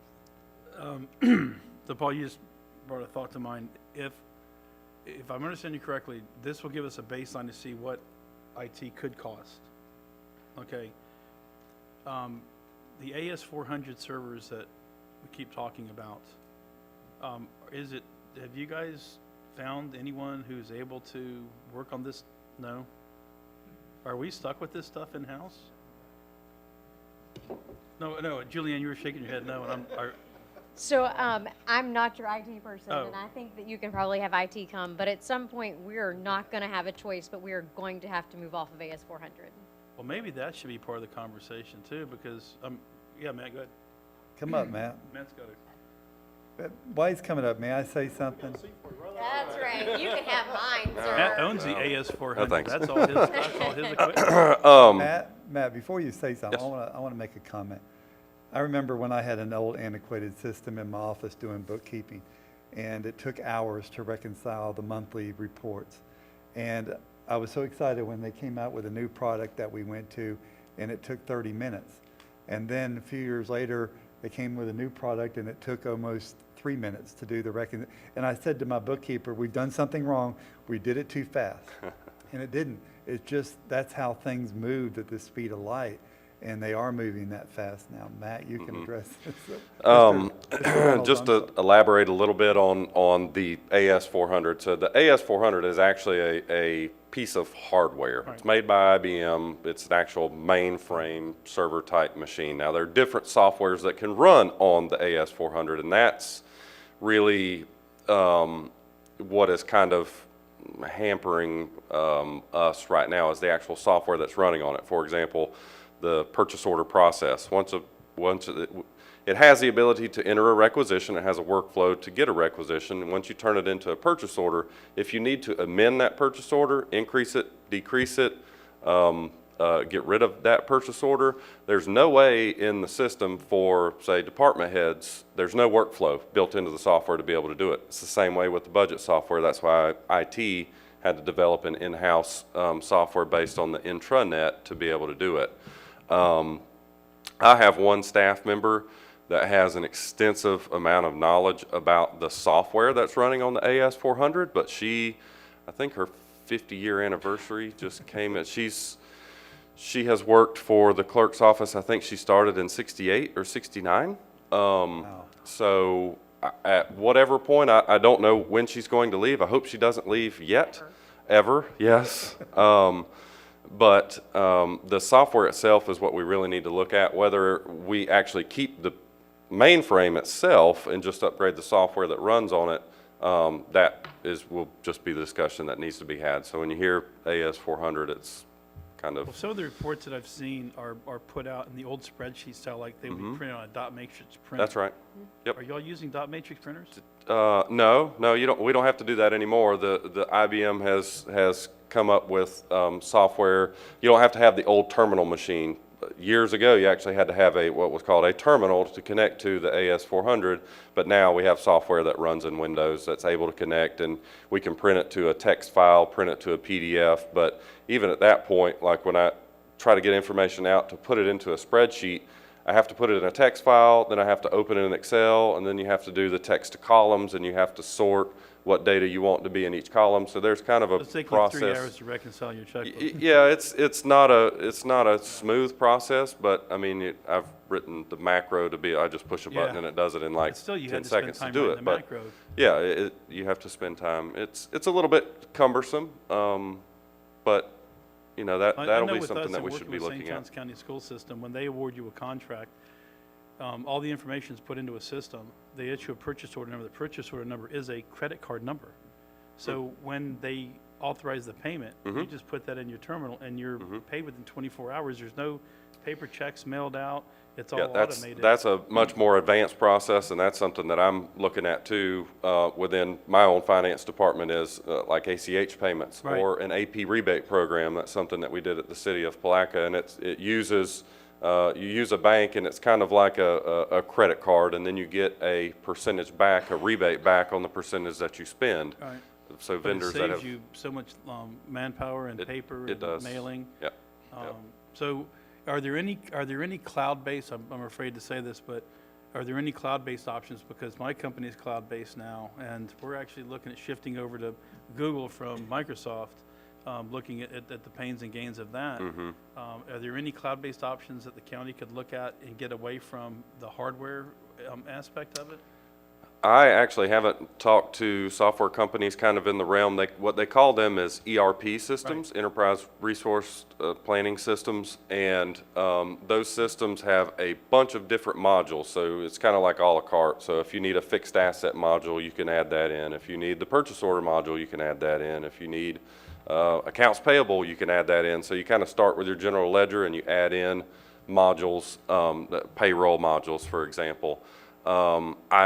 I have not, in the past couple of years, I haven't really researched them, but I do know, there's some big names in the industry. I know a lot of cities and counties use a company these days called Tyler Technologies.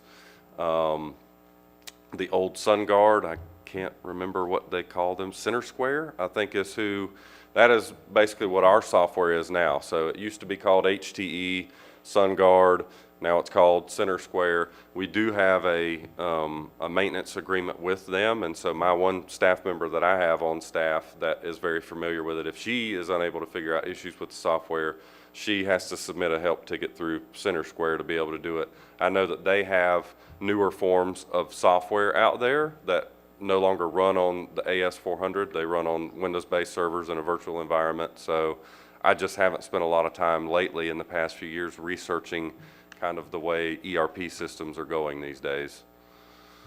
It just seems to me like we should start looking at that going forward, because eventually, the terminal entry is not going to be an option.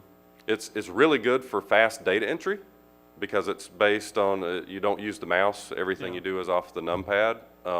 So there's pros and cons kind of to both, but really having those electronic workflows that really slow down operations and create a lot more paper, like the PO process and the budget amendment process, those are definitely things that could use improvements in our software. So. All right.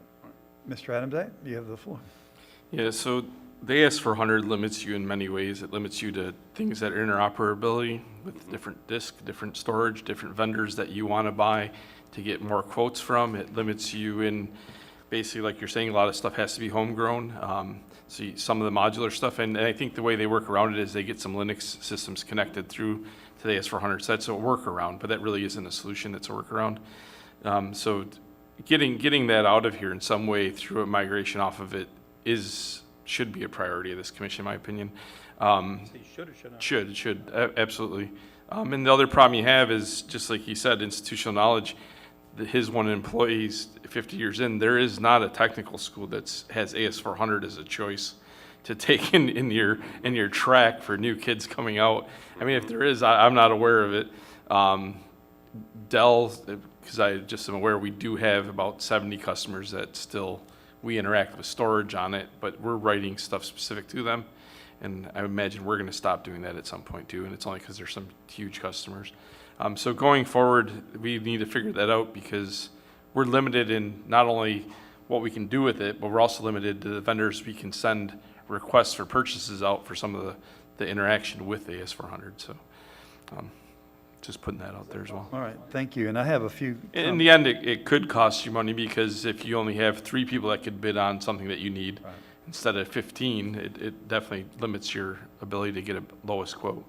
All right, and I want to bring up, that's the end of our comments on that one, but do want to say the $2,100 for the scanner seems a little excessive, only because I was able to put them on all my desks for my employees at a lot cheaper price.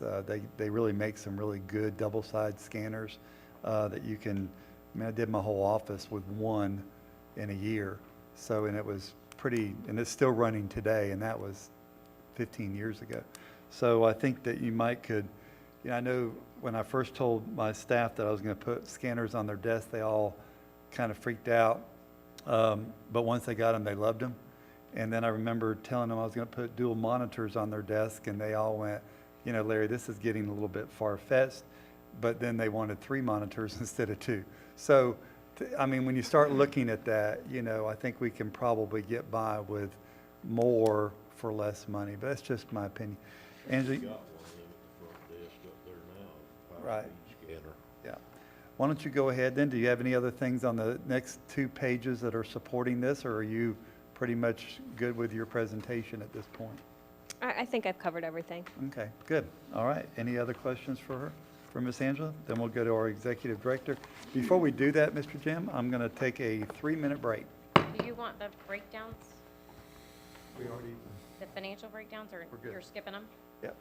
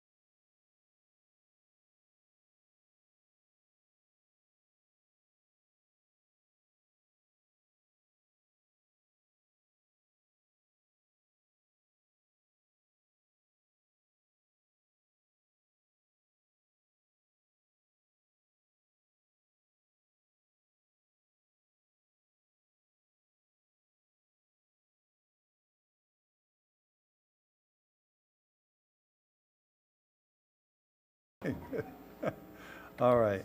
Mr. Amzak, you got a comment you So, want to make? so not to get too far in the weeds, but when I talk about migrating off AS400, it's not something like you go, next Tuesday, we're disabling the AS400. So the way you would do it is a general high level would be you'd draw a line in the sand and you'd say effective this date, because we know we bought the AS400 pretty recently, so we know when that maintenance will kick in. So you'd probably want your end date to be when you'd start putting that particular piece of equipment on maintenance, which I think is 3 years out or something. So you'd put that end date, you get off of it at the 3-year mark, plus or minus 6 months, and you would put a line in the sand that says no more development of net new things going to the AS400 will be done as of this date. So anything new would go on to whatever your new platform would be. So you're not developing stuff for the AS400, and then basically you would be migrating off things as time went forward. So as you needed more storage for something on AS400 or more networking for AS400 stuff, you would build that on the other platform and come off. So just Thank that you. it has to be a stepped approach. And that may be an opportunity where an outsourcing may make sense is in that migration plan. Thank you for clearing that up. Mr. Jim, you got the floor, sir, and we're talking planning and building planning direct. Thank you, Mr. Chair. Thank you. So I'd like to get started by giving you an overview of planning and development services. So from a staffing standpoint in fiscal year 21, again, on behalf of the Planning and Development Services team, thank this board for listening to our concerns and providing us 2 very needy positions to help expedite our work processes in planning and development services. We're really happy to announce that we have a planner 2 starting on the 1st of June. And Mr. Siafi is still looking for a plans examiner to assist on his side of the house. So progress has been made. We're excited to have Chris coming on board to help with our overall workload in planning and development, or should I say the planning and zoning side, and hopefully here soon we will have a new plan examiner. I'd also like to talk about our operations in the building department. You know, there's been a lot that's been going on, and when you look at the building department, you also have to look at what they do. They provide services not only to the unincorporated residents, our customers, but they also provide it through interlocal agreements through our municipalities, Palatka, Interlochen, you know, we're looking at Crescent City, and we also have Pomona Park. So there's a lot of work that goes on there, and we have not seen an increase of staffing as a result of those that increased workload. So what we're looking at now is certainly a big help for us. I'd like to say that in fiscal year 21 already, we've processed 3,998 permits. And that's a whole litany of permits that we have processed, and it continues to increase year after year. One of the things that Mr. Siafi and staff are really working on is the implementation of the Citizen Serve software. You heard of that earlier. That's going to be a big benefit for us, streamlining our processes, making it more open, and also allowing our staff in the field to have the opportunity to use computers, tablets, something along from an electronic standpoint, to be able to not only access but to update the processes as we do our inspections in the field. Really pleased with all the staff in the building department, permitting. Everyone is just working very well together, and you know, through the increased workload that we're seeing, I'm just very proud of the performance that's coming out of that department. From a planning and zoning standpoint, in addition to the staff that we received, tomorrow we'll be presenting to this board the updated data analysis, as well as requests to transmit our comprehensive plan to Tallahassee and our other review partners. That's huge for us. That's a step forward, and we're moving very closely, working very closely, should I say, with procurement staff on getting an RFP for our land development code. So that will be immediately following on the heels of the comprehensive plan. We've looked at our processes too in planning and zoning, and we've streamlined many, especially because of the issues that we've seen in the increased workload that we've seen. Staff, as Ms. Angela mentioned, you know, a staff member being gone and how that can affect the operation of an organization. We saw that. We had an employee that was out for over a month, and you're looking at taking that employee's job duties, which were vast anyway, and the amount of work that she did, and then putting that back onto the shoulders of everybody else in the organization. Did a great job, but it slowed us down. So those are some issues that we've had to experience, and in helping the citizens, we've streamlined our processes. Planning and zoning does only work unincorporated areas, so we do not serve any of the other municipalities. In code enforcement, year to date, for fiscal year 21, we've already processed 4,744 cases working with our special magistrate. You all have seen many of the cases that have come before you for fine reductions or reductions in fees associated with that. Much like the building department, they're working with Interlochen, Pomona Park, and in the unincorporated area of Putnam County. And finally, from an overall fiscal year glance, so to speak, or should I say a small photograph of things that are happening, for animal control, we've processed over 2,000 cases already, many adoptions. Staff is doing a phenomenal job out there with the staffing level that we've had, with the issues that we've seen, again, an increased workload that we're having, preparing for the new shelter that we're looking at. And we appreciate Mr. Rawls, everything that's been happening along that way. We're seeing progress being made. We have updated policies and procedures. We've truly modernized the animal control side of the house. But with that, too, is now we're seeing the need for staffing, as you're going to see in a second, that request. Again, from animal control, although that Palatka does have or had an animal control officer, there have been times that we're having to assist the city of Palatka in cases that they've had, especially with the housing of dangerous dogs. But again, our animal control is helping not only in the unincorporated area, but Interlochen, Willaca, Crescent City, and Pomona Park. So there's a lot of work those folks are doing out there, and now helping the sheriff's office with the loss that they have in their ag deputy, assisting the sheriff's office with large animals as they do arise. So those are some new tasks that we're putting onto the shoulders of staff out there. And again, they're doing a great job, and I'm proud of each and every one of them for what we're doing.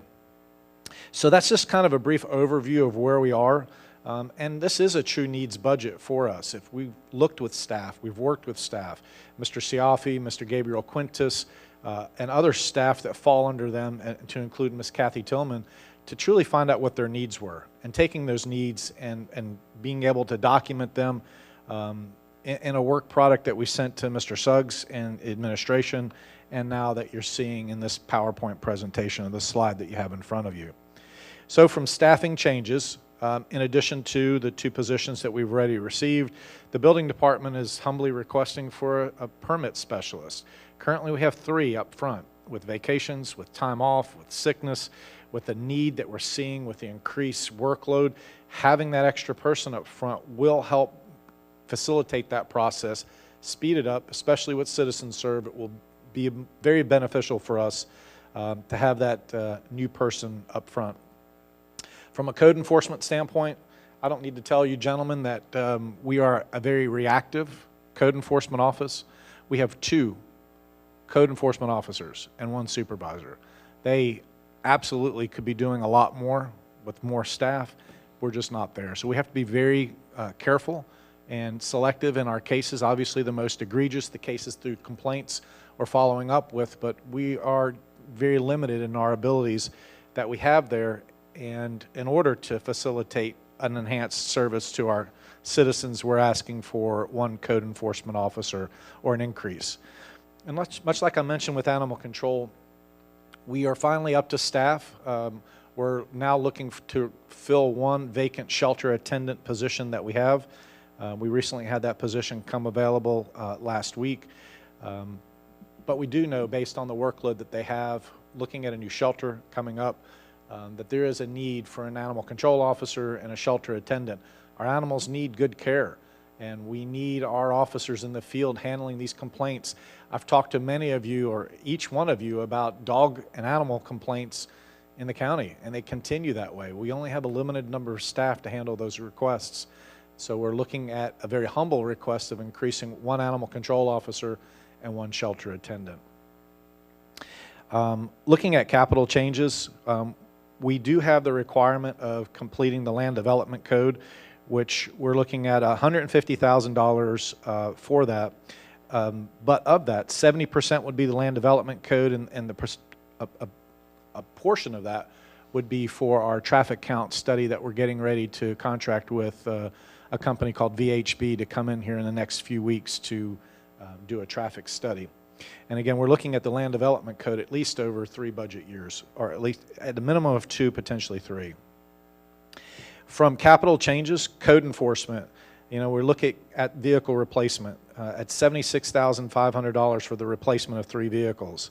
Those 3 vehicles, one is a 2005 vintage pickup truck, and the other 2 are 2007 vintage pickup trucks. A lot of miles, a lot of wear and tear, and the cost it is to repair them. We're looking at modernizing our fleet and moving forward with that request. Also for animal control, of the vehicles that we have in animal control, we're asking for a replacement of 4. 1 truck for the manager that will replace a 2001 pickup truck, as well as 3 2011 pickup trucks.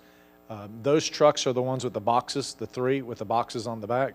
And we're looking at a cost of about $17,000 total for the boxes to be, the new boxes to be placed on those trucks, because those boxes are very old. They're not air conditioned.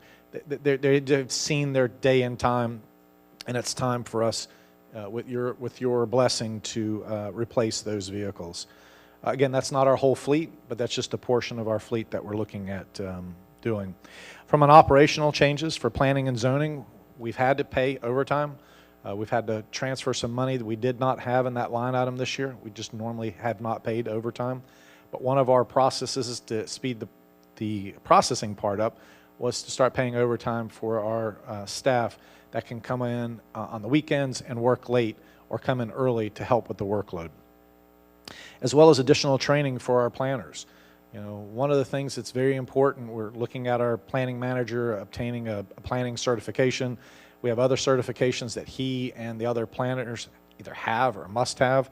And so we're looking at an increase of approximately $4,800 for certifications and training.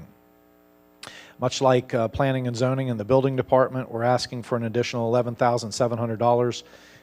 That's for licenses for staff. As you know, our inspectors have an opportunity to receive additional licensing. That licensing is a benefit for us, because then they could be more productive in the field rather than just being stuck on a roof. They can do roof and air conditioning, or pools, or whatever their certifications may be for. That's a very conservative estimate that Mr. Siafi is looking at for that. And John's done a phenomenal job in that department. He really has. And the staff that we have there, and the direction that they're taking, I'm extremely proud of them. And for $8,000 thereabout, with CitizenServe, we want our inspectors to be able to be in the field to do work, to be able to look at plans in the field, update the process, share information with the applicants. And able to do that through CitizenServe is the need for a first time, is to have that type of equipment in the vehicle. Not only a laptop or a computer, but a printer and a MiFi, to where they can have the ability to access the internet, look back at our system here, access CitizenServe via the cloud. But it makes them not only more effective, it makes them more efficient. And that's what we're looking for in our inspectors in the field. Continuing on for code enforcement, much like the building department, we're looking at additional funding for certifications for staff, and we did look at an increase for fuel in that line item. As well as we saw for the building department, we're also looking for the same in code enforcement, to be able to use CitizenServe, computers, tablets, whatever we decided, printers and MiFis. And finally, for animal control, we are looking at an additional increase for overtime. We are working with every aspect that we can, to include the sheriff's office even helping us after hours, cutting our call outs down by handling some of these animal bite reports for us at night, or at least taking the initial report, having us follow up on the next day or the next working day. So that relationship works back and forth, and it's been a great relationship with the sheriff's office. However, we're looking at an increase, a need of overtime. And as we hire new employees, of course, my goal, my thoughts would be that that number would be decreased. And much like we saw in building and zoning and in code enforcement, building department and code enforcement, is the need to put computers in the vehicles for our animal control officers. Again, makes them more efficient, more effective. One of the things that we do not have, and it's a process that we've been working with very early on, the infancy stages, is a citation program, getting back to citations. We've had an opportunity to talk to Mr. Reynolds.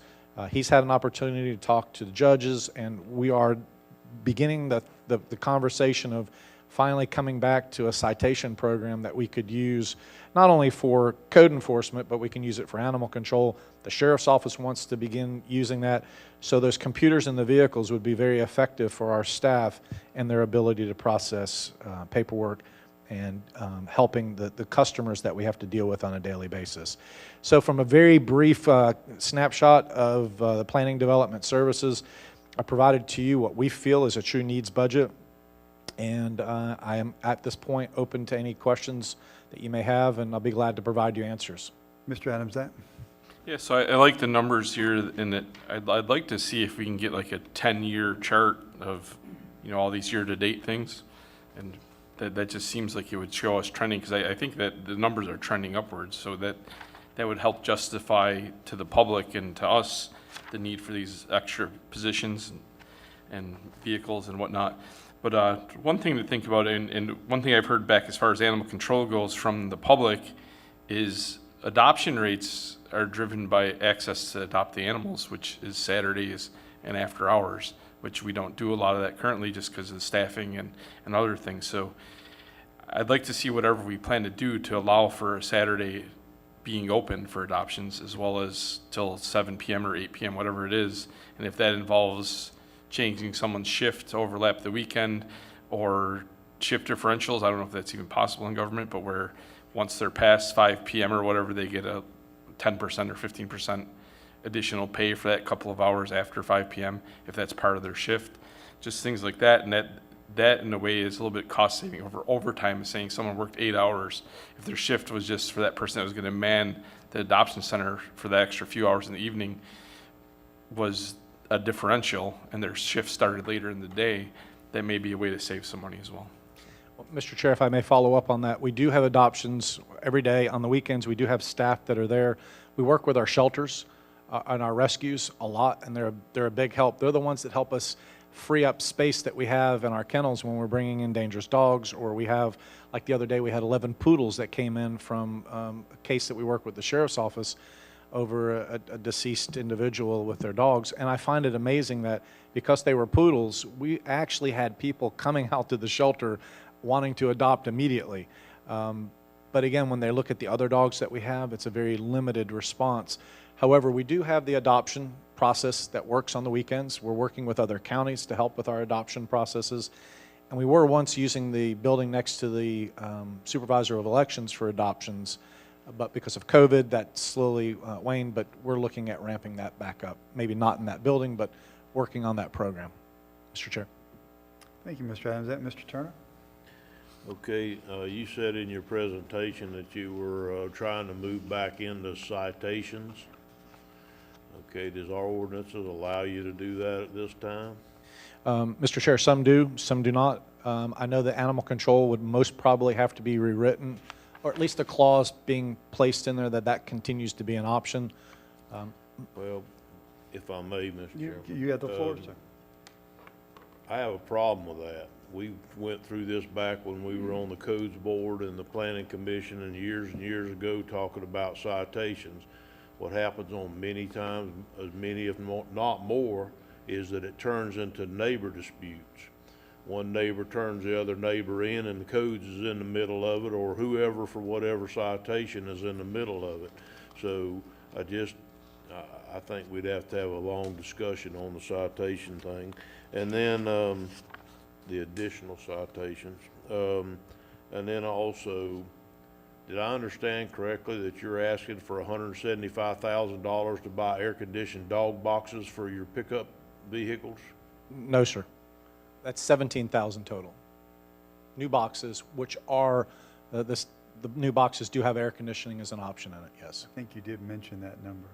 If I mentioned 175, I mentioned, Yeah, it was the total cost of that 17,000 per box, yes, Per box, per box.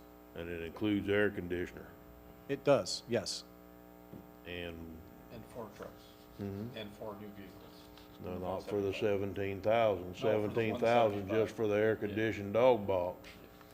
So you think all the dogs that we've picked up for the last 40 years has been suffered mistreatment because we didn't have an air conditioner in the dog box? Mr. Chair, there's certainly an opportunity to take a couple $100s off if that's the need for that. But we do look at the care of our dogs and providing the best care that we can. Good. Yeah, yeah. Thank you, Mr. Turner. Mr. Adams, that. Yeah, so as far as, I agree with Mr. Turner on the, as far as the code enforcement portion of it. But on the, we definitely need to have some more teeth to enforcement of animal services things. Especially if you get these situations where it's a dog bite, or you get a situation where you picked up the same dog 3 times in a couple of weeks span, things like that. So I'd like to see what that ends up looking like as far as what, if we rewrite ordinances. But on the animal services side, there definitely is not enough teeth to deter people from just allowing their dogs to run freely and do whatever they want. So, thank you. Mr. Rawls? You know, I think this is another opportunity where we could consider this a user fee. So I think it's an opportunity where we can consider this a user fee before I get yelled at on YouTube World. I think, you know, I personally, my dog stays in her yard. She has a dog door. She's, you know, very well behaved. Not everybody's is. So I don't have use for animal services personally. And normally when people do call for services, it's because somebody's gotten bitten or their dog is a nuisance. They're killing their chickens or whatever situation might be. And I think those folks are the ones who should be paying for the service. I know that it will be funded at a general fund most of all, but I really do think that they can participate in some of the need that they create by having the need for the services. You know, the vehicles, I've said it before, you know, sticking our head in the sand and pretend like the vehicles are going to get better isn't going to work. And I would imagine as they start to age out, I was just having a conversation with Commissioner Pickens about one of the vehicles we have in our fleet, and I'm really pained because we've been maintaining the vehicle. We just put a transmission in it last year, and it's got a great body. And you know, so now I'm looking at putting a motor in it, but eventually that motor is going to cost money.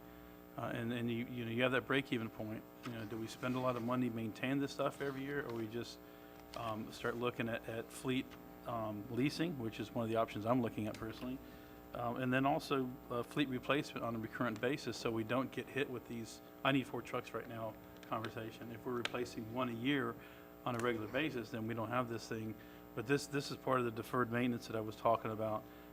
You know, we defer it to such a long point, it gets to become an emergency situation, and we don't want to have our staff breaking down out in the field, especially in some of the rural areas when you're dealing with animal attacks. You know, somebody was out there with an animal with no way to get in.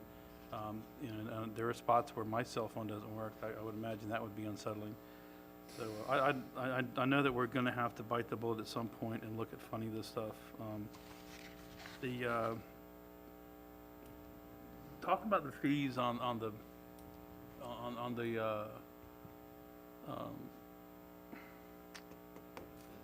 code enforcement. That's kind of interesting because that department really doesn't float its own boat, does it? Could it? It certainly could. Again, that's the direction of this board, how they would like to handle those cases. There's a lot of options that I say that are in front of you, Mr. Chair. Jim, may I ask a question? Mr. Rawls, you mind if I ask? Yeah. The state legislators this year were looking at passing a law that neighbor versus neighbor, no more anonymous type situation. How did that pan out? Are you aware of that? I'm not 100% certain where the final part of that. Okay. I know that it was moving forward. Mr. Suggs, do you have an update on that? No, I don't have an update, but I will tell you that many organizations require any complaint to come in to not be anonymous, and it will eliminate a lot of that. But it is certainly home rule and personal choice of each board or county commissioner or city commission who would prefer to do that. And being in the field for which I've started my career, yes, I can tell you that a lot of organizations require you to no longer accept anonymous complaints for that very reason. I would have a problem with it personally. You still have the floor, sir. So I think Commissioner Adams alluded to this, but you said 3,909 permit applications year over year. Was that correct? I'm sorry, for one That more was time. year over year, the 39 Year to date, year to date. October 1 till March Okay. 31. So do you happen to have the last 2 years in front of you, or? I do. Okay, what were they? For which department? for the permits, for planning, Building for department. Okay, so the building department, in 2018, we had 4960. In 2019, 5282. In 2020, 5905. Tracking to like 8,000 if we kept the same. So we're seeing an increase. We're halfway through the year, and we're on track to be almost double. Is that what I'm hearing? It's trending that way, yes, sir. And we're certainly seeing it in the delays that we have, 3 to 4 weeks just to get plans reviewed, at least initially. So, yes, there We've are already delays. hired a new plans examiner. We gave you that one on an emergency situation. Yeah, we're still trying to, Mr. Chair, hire that person. That's right. Is that a matter of we don't pay enough to get that person in, or are people just not willing to do that kind of work anymore? Mr. Siafi believes that there's qualified staff that are out there, applicants that are out there. It's just getting them here. We have other counties that may be paying more. That's something that he's been very talented in attracting good staff to come here. So I trust that we'll be able to find someone. But it is a complicated situation when you're looking at the certifications that person needs. Is it an entry-level certification? Do we get more certifications? Obviously, more certifications, the more work that they can do. And plan reviewing, if you look at Mr. Peckham and what he's doing through floodplain management and plan review, and of course, Leo Waitson dealing with all those other plans that are coming in, and he's the lead from the He does city of commercial, Palatka. yeah. So there's a lot those two gentlemen are doing. Having that third Yeah, person, residentially speaking, we need another residential plan reviewer, which That's the is basic, the lower hanging license we're fruit of looking the at. two. It's an easier license to obtain, but I'm just perplexed as to why somebody, I know what we're paying, I don't know why somebody wouldn't jump at the opportunity to work here and get that. again, Mr. Suggs. Yeah, Mr. Chairman, I would think Commissioner Rawls, the amount of work that's being conducted here in Putnam County is being conducted all over. So Yeah. the need is what's causing the creation of the void of being able to find somebody right now. It's just. I just can't believe there's not a contractor sitting out there and looking to hang up his spurs and do something different that, because I know from personally speaking, I see the difficulty that everybody else is experiencing. My business is that, and we're seeing the same slowdown, and it's not just here. We've got other venues that we're dealing with permitting that are slow, but I think I'm hoping that the online will help a little bit. But as far as the review process goes, you can't automate that. That takes a human to look at the plans and do the checklist. I think that's pretty much all I got. So it's pretty much the same thing that we're hearing. When was the last time there was a new position added into any of these departments besides building? It's not within my tenure, Mr. Suggs. We could pull the personnel records and look at that for the personnel counts for the last 3 or 4 years. We've modified from, since I've been here in 3 years, we've modified and moved some folks from one spot to another spot. For example, Charlie Erkman was a code enforcement officer that got his license and is now a building inspector. Right. So we've done that without increasing numbers. So we can go back and look at that. Absolutely. And regarding animal services, has there been a reduction in those positions in the past 4, 5, 6 years, or it stays the same? I don't know I don't about 4 or believe 5 or 6 years, but we haven't reduced staff since I've been here, and this is going on 4 years. Is that's one of the ones I hear the most about, probably, definitely per department size. I hear a lot of concerns about animal services and code enforcement, some frustrations there, people not responding quick enough. They say they don't get return calls, they don't get questions answered. One thing I would caution us, Mr. Chairman, on that is we want to take the direction from you 5 as far as the level of response. And I don't mean that in a negative Yeah, no, I way. see what On you're code saying, yeah. enforcement is, do we want to be responsive or do we want to be proactive? What I've found over my career is that's a fine line, and you can, as a commissioner, you can upset a lot of folks in your community, your constituents, if you become too heavy-handed, and then you get them upset if you're not heavy-handed enough. So it's a fine line that we really need to track well and make sure that we're doing our job to make sure you guys are still able to do your job. All right, we're going to stay to this. Mr. Rawls, are you I done? think I'm good, yeah. Mr. Pickens? Yeah, I agree with, on the animal control, it needs more teeth, but I don't know that the citation is the way to go. I don't know, but something needs to be done there. Jim, on the animal control, the 4 vehicles, is it 4 trucks with new boxes? Is that what that is? No, or sir, what's there's the actually breakdown 4 there? trucks total, Mr. Chair. One for the manager, an all-purpose vehicle, one we can use for the horse trailer to tow it properly, and then replacing, of our animal control box trucks, we're going to replace 3 of them. Total, 4, 3 box trucks, 1 regular pickup truck. Okay. Can those boxes be transferred over to the new truck if we had to? I'm sure that Fleet can try to do something with us on them. I can just tell you that these are the trucks that were bought by the sheriff's office before they were transferred to us, so they are old, they're damaged. I'm sure that we could try to use something in there. I can just tell you they're not in the best shape. They ain't air conditioned.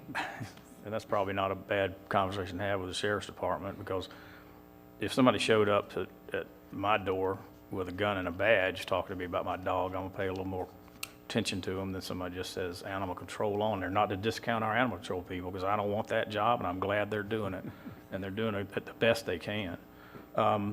The computers and printers, is this just for all 3 departments there? Is that just upgrading, or is it new? They're not having them in the field? This is the first time, Mr. Chair, that they'll have this technology in the field. Other than carrying a personal laptop or a laptop from work or something to use occasionally, this is a brand-new program because of Citizen Serve that we'll be able to use in the field at this time.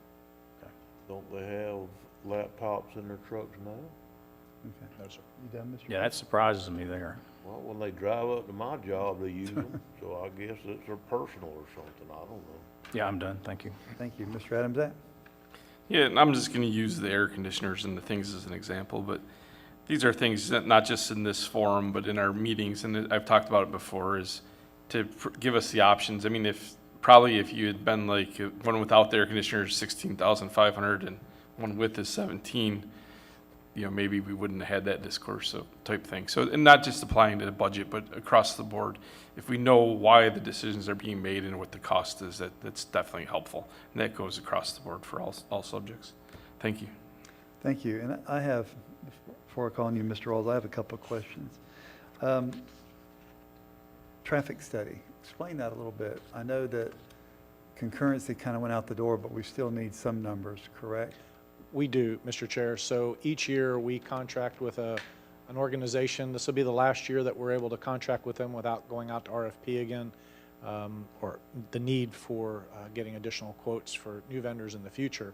But we have a requirement to just determine where we are from a traffic count, how that affects Putnam County, and then we use that information from a planning standpoint, and will certainly be used for our comprehensive plan, updates that we have. But we've been doing these for years, and we've got a drawer full of these traffic counts that are done. I knew that. I just wanted the public to know a little bit more. And when we get our new animal shelter built, do you see more staffing that's going to be necessary there, or do you think our staffing level would be sufficient for the building we're building? I think if we're able to obtain new staffing in this budget year, at least in next budget year, that I think we'll be okay at this point. I think that'll be the opportunity for this commission and administration to evaluate our level of service and what performance that you want to see from the shelter itself. We're obviously going to be more accessible to the general public. I would only assume that we'll see more people coming to the shelter. And with that is the requirement. We don't have a receptionist. We don't have someone that's able to answer everyday questions for the general public. We're pretty remote and secluded where we are now. And just think about this. We have one person that's answering the phone and handling those requests from our general public. And at times that person's on the phone for 30 and 45 minutes at a time just handling one complaint. And that's why the phone rolls over, and that's why some people are a little upset that it's taken an hour or two to get to somebody. Eventually, we're going to have to evaluate that and determine what level of service that this board wants to provide to the general public. Well, I also think if we build a new building, you're going to see people who want to volunteer there versus going to where we're at now, where no one wants to go to at that point. So I got a couple more questions. But Mr. Chairman, before we leave, in all honesty, I think we need, once we get the facility in place. I think we need to look and see what the efficiencies are that we've created Right. by having this new facility, as well as the adoption rates and things of that nature, before we, start worrying about what numbers the staffing needs to look like. We're holding our Sheriff's own right gonna now. We help. could use some staff, but I think moving into the future, we'll do analysis once it's complete. Okay. Or if The other sheriff's thing I gonna want to help. say is people working remotely, you've got a lot of wish here as far as they could work out of their truck a lot more efficiently.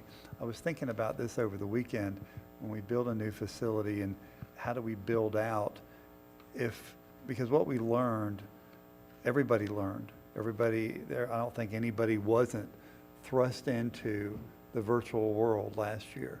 And some people thrived working at home.